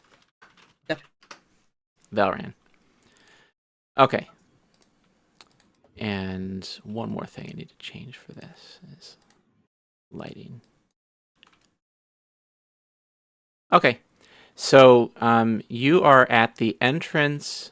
So to the south is the entrance to the shuttle bay that you were able to pass by the hallway and get to where the Lycana have kind of holed up. It's and then do you want to go through or do something else? Go through the doorway into the shuttle bay. I think. Is this the only entrance to the shuttleway? There are other entrances, but you turn to behind you and you notice that Kieran is just kind of hovering there and has blocked off the other entrances. Yeah, let's go in, I guess. Yep. Is it dark in here? Let me see. There's one setting I need to change. 1 second. Mhm. Yikes. Lighting. I was testing this. Okay, there we go. Wow. And there's also a bunch of other people over here. Let's see. It was Talar, the commander, and 4 others. And then there's one. There we go. Okay. Now what you're seeing is what you can believe. Yay. So, you're in a large cargo bay converted into a makeshift den. The transformed Lycana have dragged crates and equipment to create barriers. There's hostages in the center, relatively unharmed but terrified. You notice Commander Talar is sitting with her back against a crate. Her arm is badly lacerated and is bleeding green blood. But she's conscious and maintaining composure despite the visible pain. Cadets, I am relieved to see you. And then she winces. And Commander Talar continues. I recommend extreme caution. Ambassador Vena, Counselor Morvax are protecting us, not harming us. They perceive this as a safe space. Any aggressive action will trigger a defensive response. Yeah. Bad news. They didn't listen to us about not bringing a security team. We're trying to figure out how to de-escalate the situation. Pajan is going to while you're. I'm sorry, I should have let you finish. All good. I was gonna say Pajan is going to try to lock out security so they don't come in here guns ablazing. Okay. Is there also a way to mask our life signs while projecting life signs somewhere else in the lower levels? Okay. Very good. So, let's do things one at a time. First, what was Kellis trying to do? Basically, I'm trying to inform Talar of the situation, what's going on, Okay. and what we're trying to do. That's all. Okay. So Commander Talar acknowledges and says, well, good work. Is there any way we can reverse this transformation. Complete darkness for 30 minutes. And when you mentioned that, the let's see, down here, there's Werewolf Vania, Mhm. and and Vania lets out a low growl and sort of a howl, and the other hostages are scared, and one of them says, "Oh, do we have to really hang out in the dark? Is that the only way?"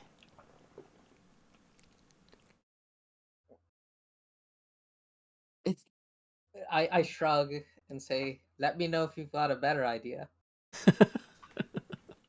is Okay. being killed preferable? Like, I don't understand. Okay. Okay, so that was one thing. The second thing is Pajan wanted to try to secure the doors. Is that right? Yes. Okay. So Is Kieran still out there? Kieran is, yes, is still out in the hallway. Can we get him in here? Oh, you want him in here? Okay. I want. The What? needs of What the if many. everybody? No, I'm just kidding. Um,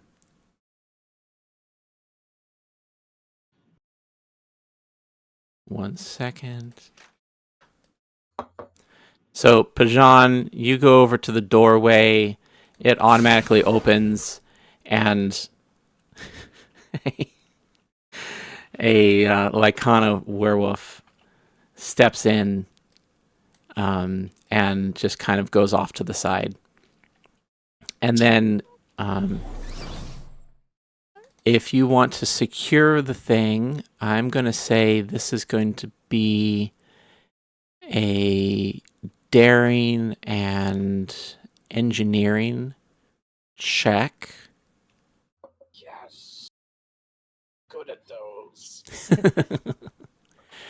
And this is going to be difficulty You don't 2. expect daring and engineering, but that's what this character is all about. Nobody expects the engineers to be action heroes or something.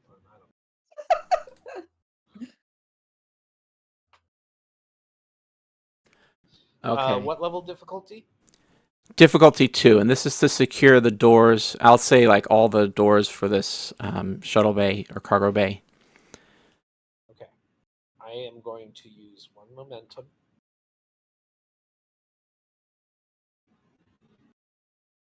No. Ooh. 2 successes. 2 successes on a difficulty 2 will do it. So the doors register as locked now. And let me just make sure that that's all set. Okay. And then there's one more up there. All right. So the doors to the shuttle bay are all locked. It's going to take them a little bit longer to get through. And then there was something that Yefa wanted to do. Yeah, I wanted to see if I could mask our life signs Right. and project life signs elsewhere. Okay. That is going to definitely be some kind of...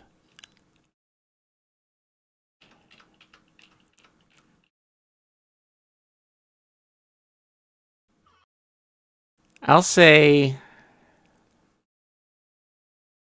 daring and security. Okay.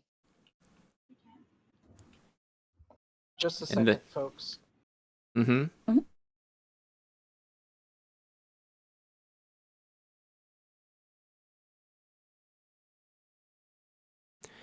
Okay, so go ahead with the daring and security. This will be a difficulty Okay. 2. Okay. And 2 dice. Mm-hmm. I don't think I have a focus. I could use my determination. Mm, Do you Sure. have a value that would apply though? Oh, well, Sensors There's- can't tell you everything. that's my second one, so that would be helpful, maybe. Yeah, feel free to use a determination by checking Okay. use determination in the dice roller. Okay. Yay! And good thing you did. So that's 2 successes on a difficulty 2. Mhm. And so the combination of your efforts and Pajan's efforts have masked your location. They think that the group is in a different part of the lower levels. I was going to say lower decks, if you will. And it's going to take them a little bit longer to get there. So you've bought some time for this transformation trick to work, but you need to get the lights out. Yes. How would you like to do that? How many lights are With there phasers. in No, this just room? kidding. Oh god. I I have a computer focus, right? Are there a lot of lights in here? There are the overhead lights that, and there's recessed lighting and the, like between the first and the second level, and there's also some emergency lights by the doorways. And I take it then that there aren't just light switches, right? Is there? Well, there's computer consoles and things like that you could mess with. There's not a way of like making the room smaller in some way, is there?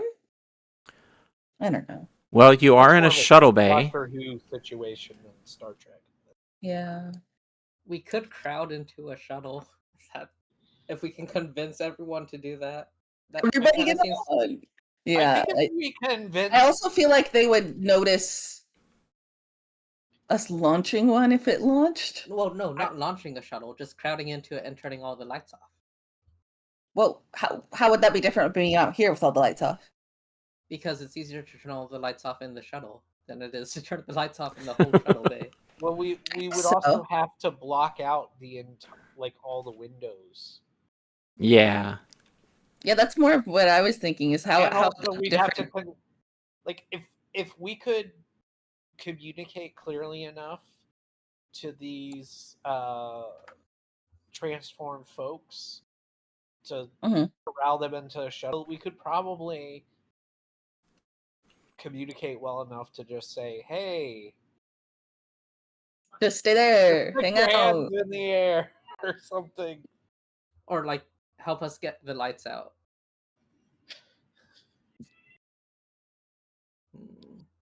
Hmm. I can help with getting the lights out. I'm reasonably good with engineering. Yeah. Well, I guess my main concern is when the lights are out, how do we keep everyone from not freaking out? Both the captives and the werewolves. Mm-hmm.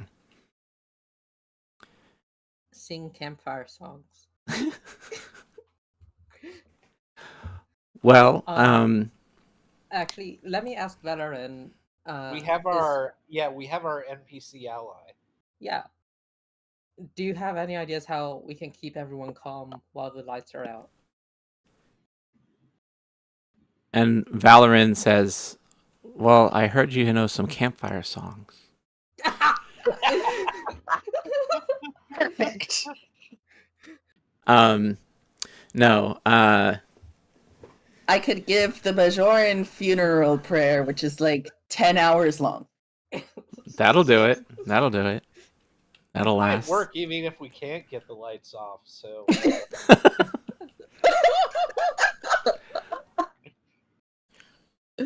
Well, you've delayed the security team by maybe 30 to 40 minutes. All right, well, so we have enough time if we get the lights off soon. Yes. Yeah. Okay. Pashawn, can you work not on for the funeral prayer, but if Pajan can work on getting as many of the lights off in here through the computer as possible. And I can help. Yeah. Okay. All right. So I'm going to say, Pajan, how would you like to turn off the lights? What's your approach? Like, it could just say, like, Oh. computer lights or something, but... I mean, yeah, I'm gonna try that. Computer, turn off all lights in this cargo bay. Okay. I'm going to say... Assuming that doesn't work, my next step would be to actually go to like a console and try to Okay. override or something like that. I'd like to know that we have the captain of the station in here. Oh, Oh, yeah. yeah. Hey, Captain. I'm just saying, maybe he knows something about turning off the lights in his own station. I So, was mixed up. I thought the captain of the station was someone else. oh, the Second in command. yeah, the captain of the station and Commander Talar and 4 others were part of the hostages. And it was the second in command that took over in the reception hall. Sorry, there's a lot of names, I know. Okay, so Pajan, you say computer lights, and the lights don't turn off, and then the captain of the station says, "What are you trying to do?" That's Save us. this character. If we can keep the lights off for 30 minutes, the Lycana wolves will be able to transform back to their regular selves. Oh, and then the captain says, "Computer, Shuttle Bay, do we have a number on here? Shuttle Bay 2 lights off, authorization, raise Omega 3." And then with that, if I can find the correct thing, with that, the lights turn off. And you can see just a very little bit around you. I want to ask Felren, is this enough, or do we need more darkness? And Valrin says, "This'll do." Perfect. And now we tell campfire stories. Yes. And then you notice Commander Talar is wincing again and requires medical attention. Shoot. We should Okay. probably go assist her, yeah. I'm going to move very slowly while announcing my presence, saying, like, I am coming over to offer medical assistance. Advisable. And you hear low growls in the darkness. Arr. And they're moving in and out of your field of view. Nice vampires.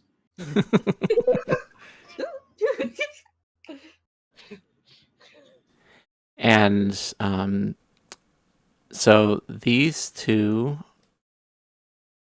werewolves, Lycana wolves, approach, but then the werewolf Vena, what did I say? Vena, werewolf Vena, basically jumps over the group. Sorry, not quite that close, but jumps over the group and turns and growls at the other werewolves. Okay. And then they kind of whimper a little bit and back off. Okay. And then Vena backs off as well and allows you access to Commander Talar. Okay. What is the medical situation? What do I need to do? And do I have the resources to do it? Well, Actually, let me just ask what is the medical situation. I'll figure out the Yeah. resources later. Okay. The medical situation is Commander Talar has a deep laceration on her arm. Okay. Do I have any kind of medical kit? Well, you do have the Great Material Continuum. That was what I was planning to use, yes. So you reach into your bag of holding. Oh, sorry. Into your space hip pack or something, and you pull out a dermal regenerator. Okay. Perfect. I would like to use that. All right. So this is going to be a control and medicine check to try to stabilize Commander Talar. And Commander Talar should probably have some like stress already taken. So what did I say? Control and medicine for Kellis. Okay. What difficulty? This is a know if I wanna difficulty 2. Oh boy. Can I aid? You can. Okay. I will aid. I think I will spend our last momentum on this. Oh yeah. Good call. 1 dice, right? For aid? Yes. Yeah. Okay, I'll wait. Yeah. I don't have a focus that applies here, I'm pretty sure. No. So, unfortunately, it is not neuropsychology. Okay, so Yes! that's 2 successes, and then you can roll your assist. And that's Nice. 1 extra success. You can bank that momentum back. Hell yeah. Thank goodness. And you are able to stabilize Commander Talar. She's still has green blood like all over her uniform and stuff, but it's no longer bleeding from her arm. And I hope she still has green blood. Otherwise, it got really bad really fast. Oh no. and she thanks you for your quick thinking. Let's see.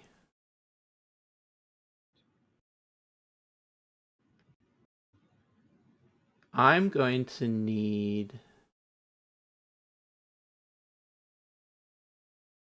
I'm just reading my notes real quick. I'm going to need this crewmate who Kellis is able to see starts to panic in the darkness and kind of gets up and starts stumbling around and starts running around. I want to try to calm them down. Hey, it's okay. You're gonna run into something if you run around blindly. Slow down. Let's talk.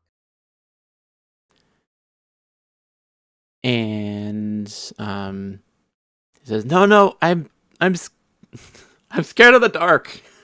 Okay. I can't stand it. We need to turn the lights on.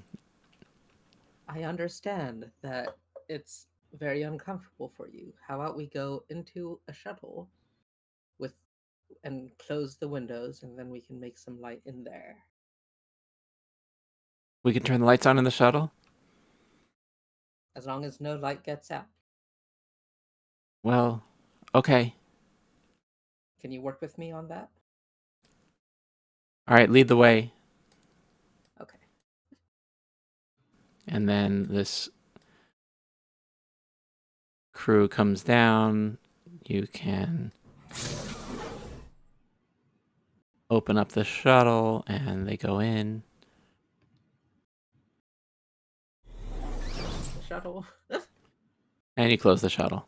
And this crewmate is at least calmer in this space that's a little bit more familiar than like the cargo bay all messy. Okay. And then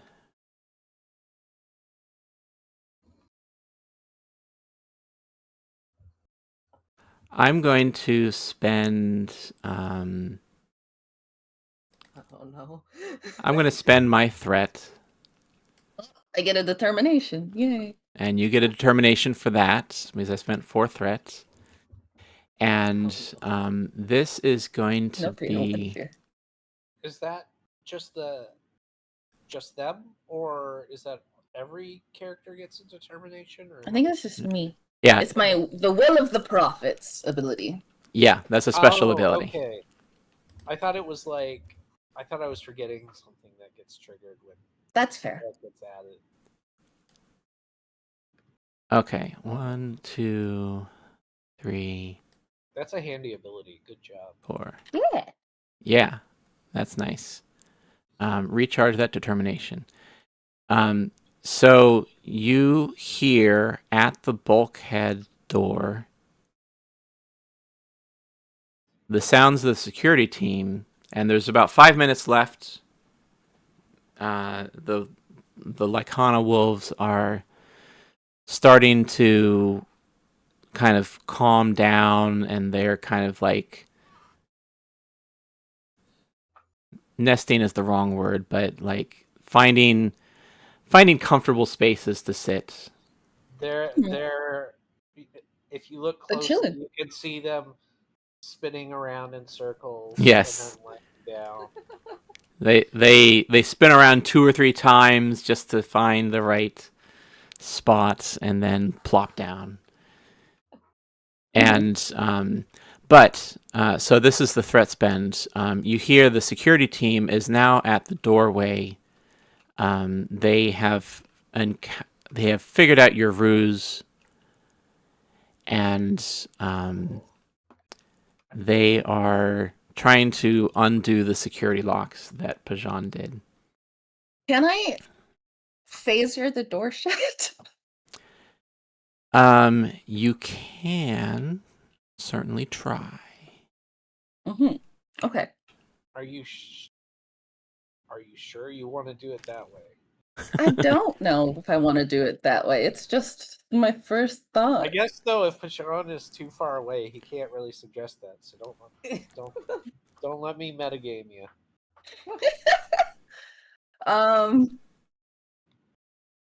Is there a computer way I could stop them from getting in also, I guess? There's many ways to do what you want to do. Okay. I think I'll go for the computer route first because phasering it shut would lock us in here. Yeah, okay. So for the computer routes, this will be a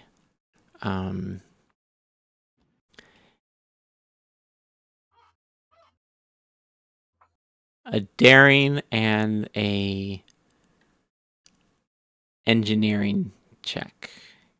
Difficulty 2. Okay. Can I apply my computer's focus? Yes. Perfect.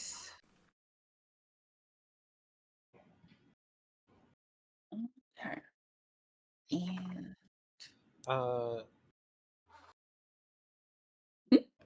Where are you? by the door. Pajan could try to help.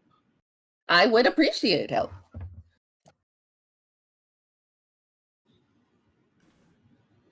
Do I hear commotion outside? Yeah, you all hear that the security team is kind of beating on the door and is like, "Oh, unlock this door now." So there's 2 dice in my pool, right? 2 dice in your pool, 1 in Pajan's. Gotcha. No. Oh. Uh-oh. So I unfortunately, should have spent my determination. because the primary roll had no successes, the helper roll also does not count or doesn't happen. Oh. That sucks. Womp womp. Womp womp. Time for plan C. Time for plan C. Play keep boy. Or Phaser. there's a phaser option. Well, my plan was to either phaser the door shut now or to hold the phaser at the security guards, which is a worse plan, but it's something. All right. Well, for lack of a better option, if the door is coming open and there's no time to try anything else, Mhm. then Pajan is gonna try his arms wide strategy. You might want to run forward more. Yeah, but yeah. Am I? Huh? Am I at the wrong door? I don't know No. if you're at the wrong door. I don't know if I'm at the wrong door. Well, I don't even know where the you're- second door is. Yeah, that's This- that's the main door that they're on the other side of. You can hear them Okay. like trying to cut through the bulkhead or something. Okay. All right. Okay, so you're just going to blockade the door with your bodies and see what happens? That's Well, is there a transporter in here? not handy. Damn. Okay.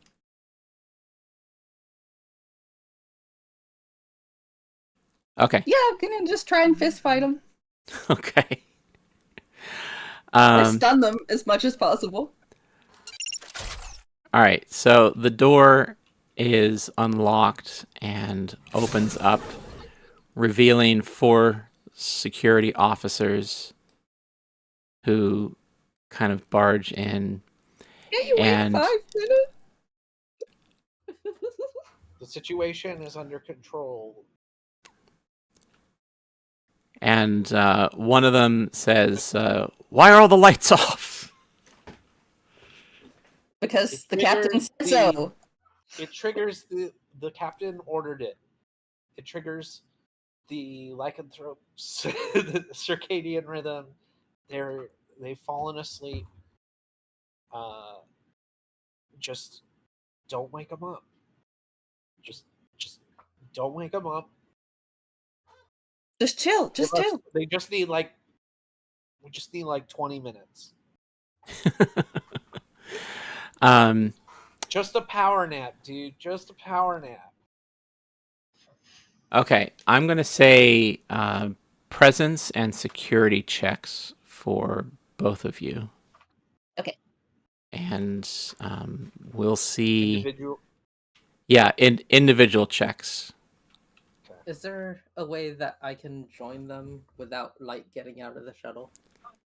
Well, you're keeping the one person calm in the shuttle. Yeah. Yeah, keep doing that. Yeah, Okay. keep doing that. I'm gonna maybe use my determination. Okay. I don't think I have anything else I can pull on besides. Momentum. Yeah, there is one momentum. My security is 2 and my presence is 7. My presence is 8 and my security is 4. So we'll see how it goes. Yeah. Okay, so I'll pull on the momentum. That was presence and security.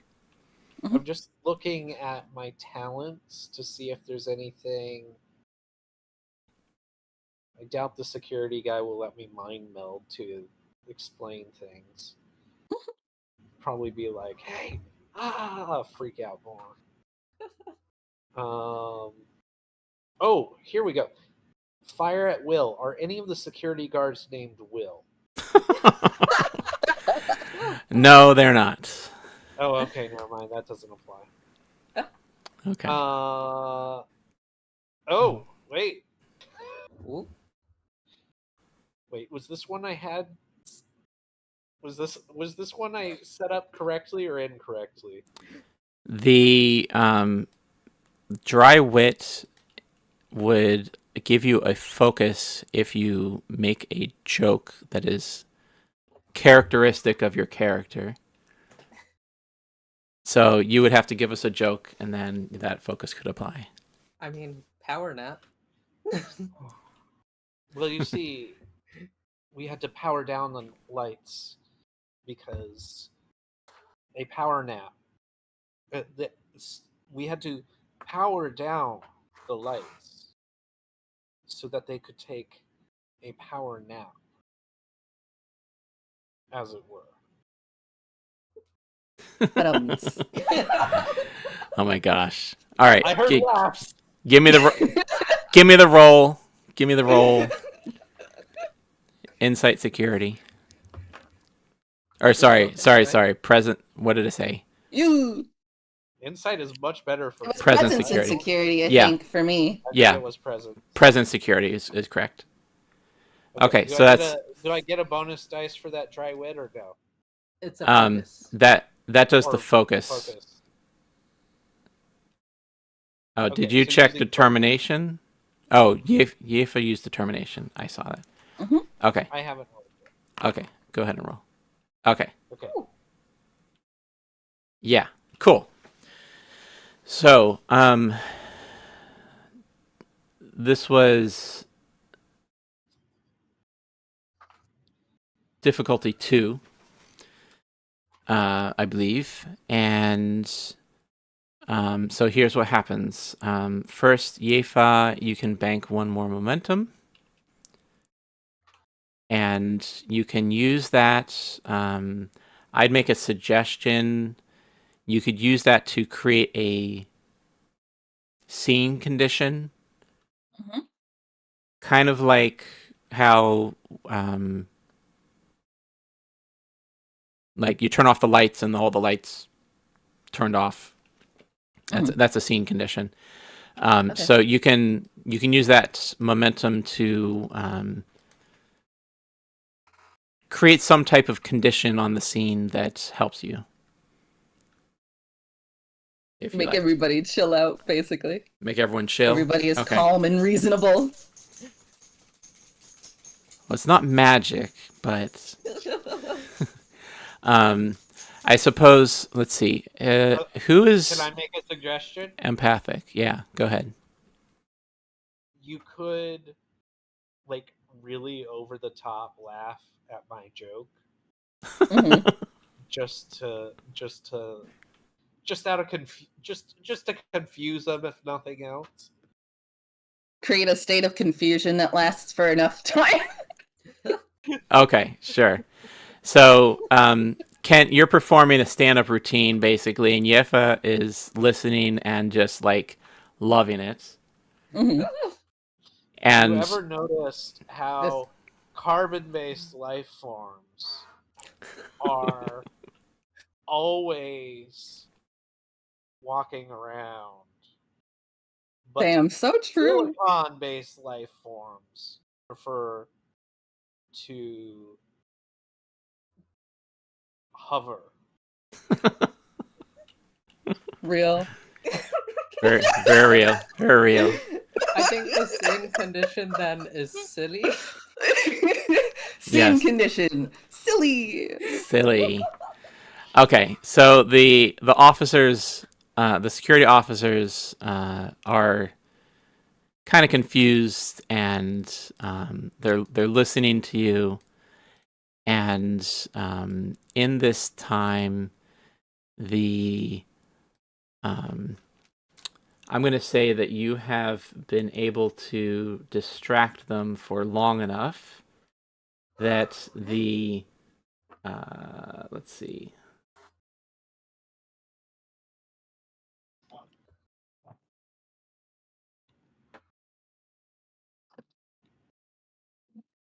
Okay.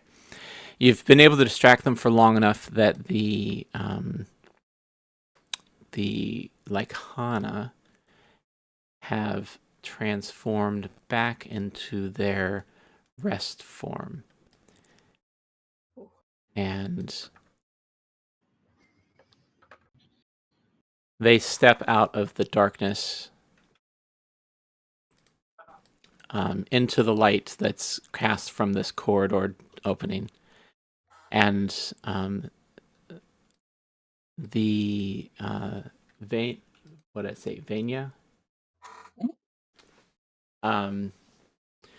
Vania, the ambassador,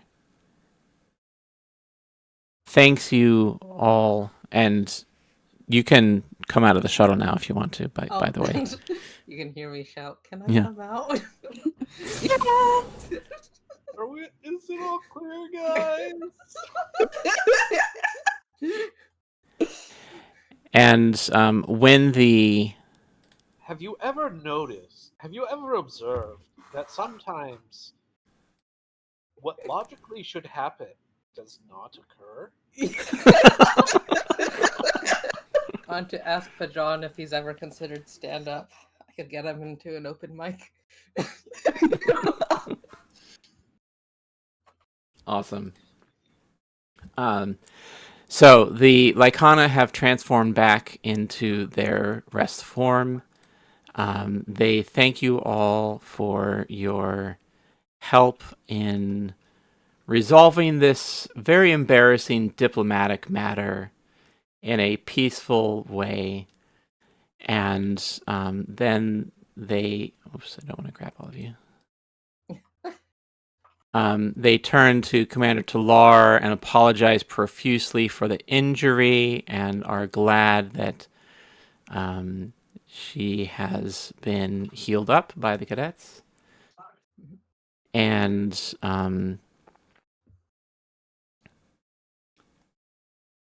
who's this? Velran? Velran comes over and says,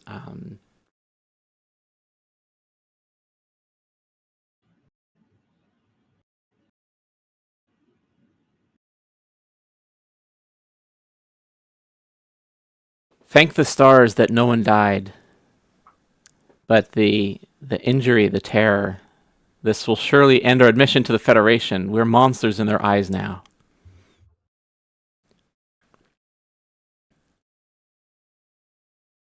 Oh no, I wouldn't worry. I mean, the Federation tries to make peace with Klingons.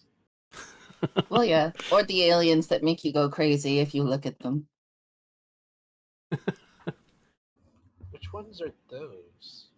They're in, like, the really old report. Oh, interesting. That would seem to be exceptionally challenging. Yeah. A blind woman had to work with them. And I see how that would help. Counselor Morvax, who is in reverted to the normal form, says, we should have never come. I warned the council that other species would not understand. They will only see us in hunt form and fear us.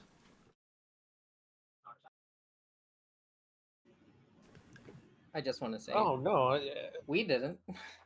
Well, yeah. I mean, we navigated fine. it's reasonably common that species that join the Federation may have particular environmental requirements. Mhm. We just Or unusual or distasteful aspects. I mean, the Ferengi don't have any, of course, but Of course not. but many others do.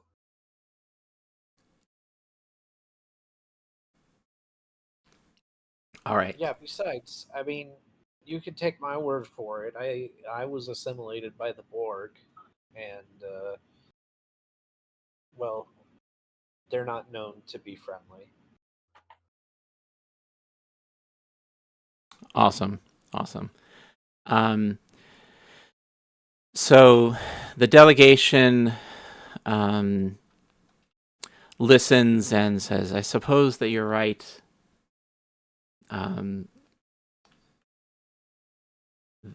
This was quite embarrassing for us to lose control and to transform against our will. But thanks to you cadets, the situation could have gone much worse.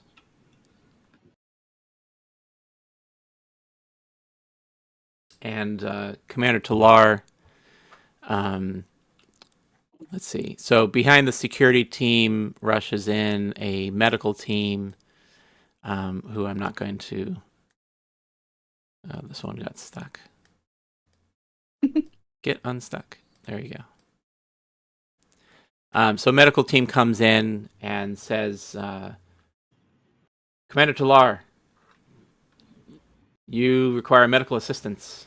You're lucky to be conscious. And Commander Talar is being helped away by the medical team, and says, Cadets, exemplary performance under unprecedented circumstances. I will file full report. Your actions saved lives.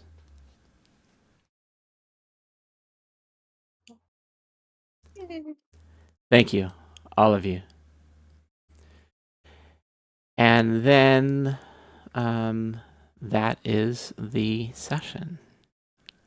Yay!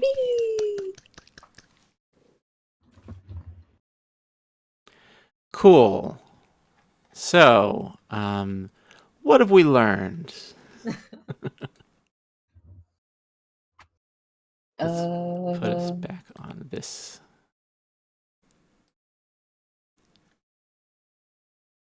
Sometimes showing off your special rock isn't good of an idea. No. Sometimes things have to play out, and if it wasn't like Earth's moon, it would have been some other moon, and then but now the special nature of the Lycana has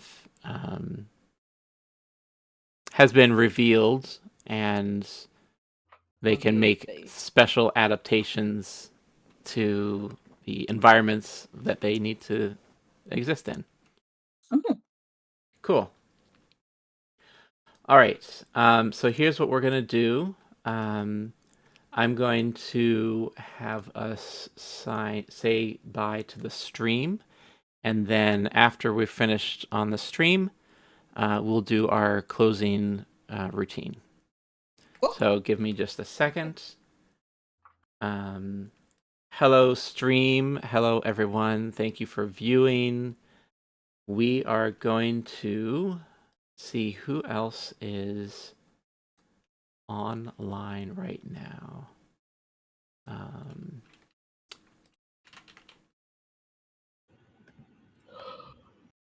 Not that. Star Trek. Who else is doing Star Trek streaming? Trekkie Becky is building Legos and has been joining us. So I'm going to raid Trekkie Becky. And so let's start that. Oh, just went on a break. I will have to... Oh, that's unfortunate. Well, I'll raid anyway. So thanks everyone for viewing today. You can find the replays on YouTube or on Twitch. And we will be back potentially in 2 weeks on, let's see, that would be the 22nd with Mission 5. And I'm looking forward to that. So let's head over. The raid message is a whole bunch of these emotes. So just Nuiner Vulcan, Captain Jamie-Leigh Vulcan. Okay. Ready now? See you on the other side.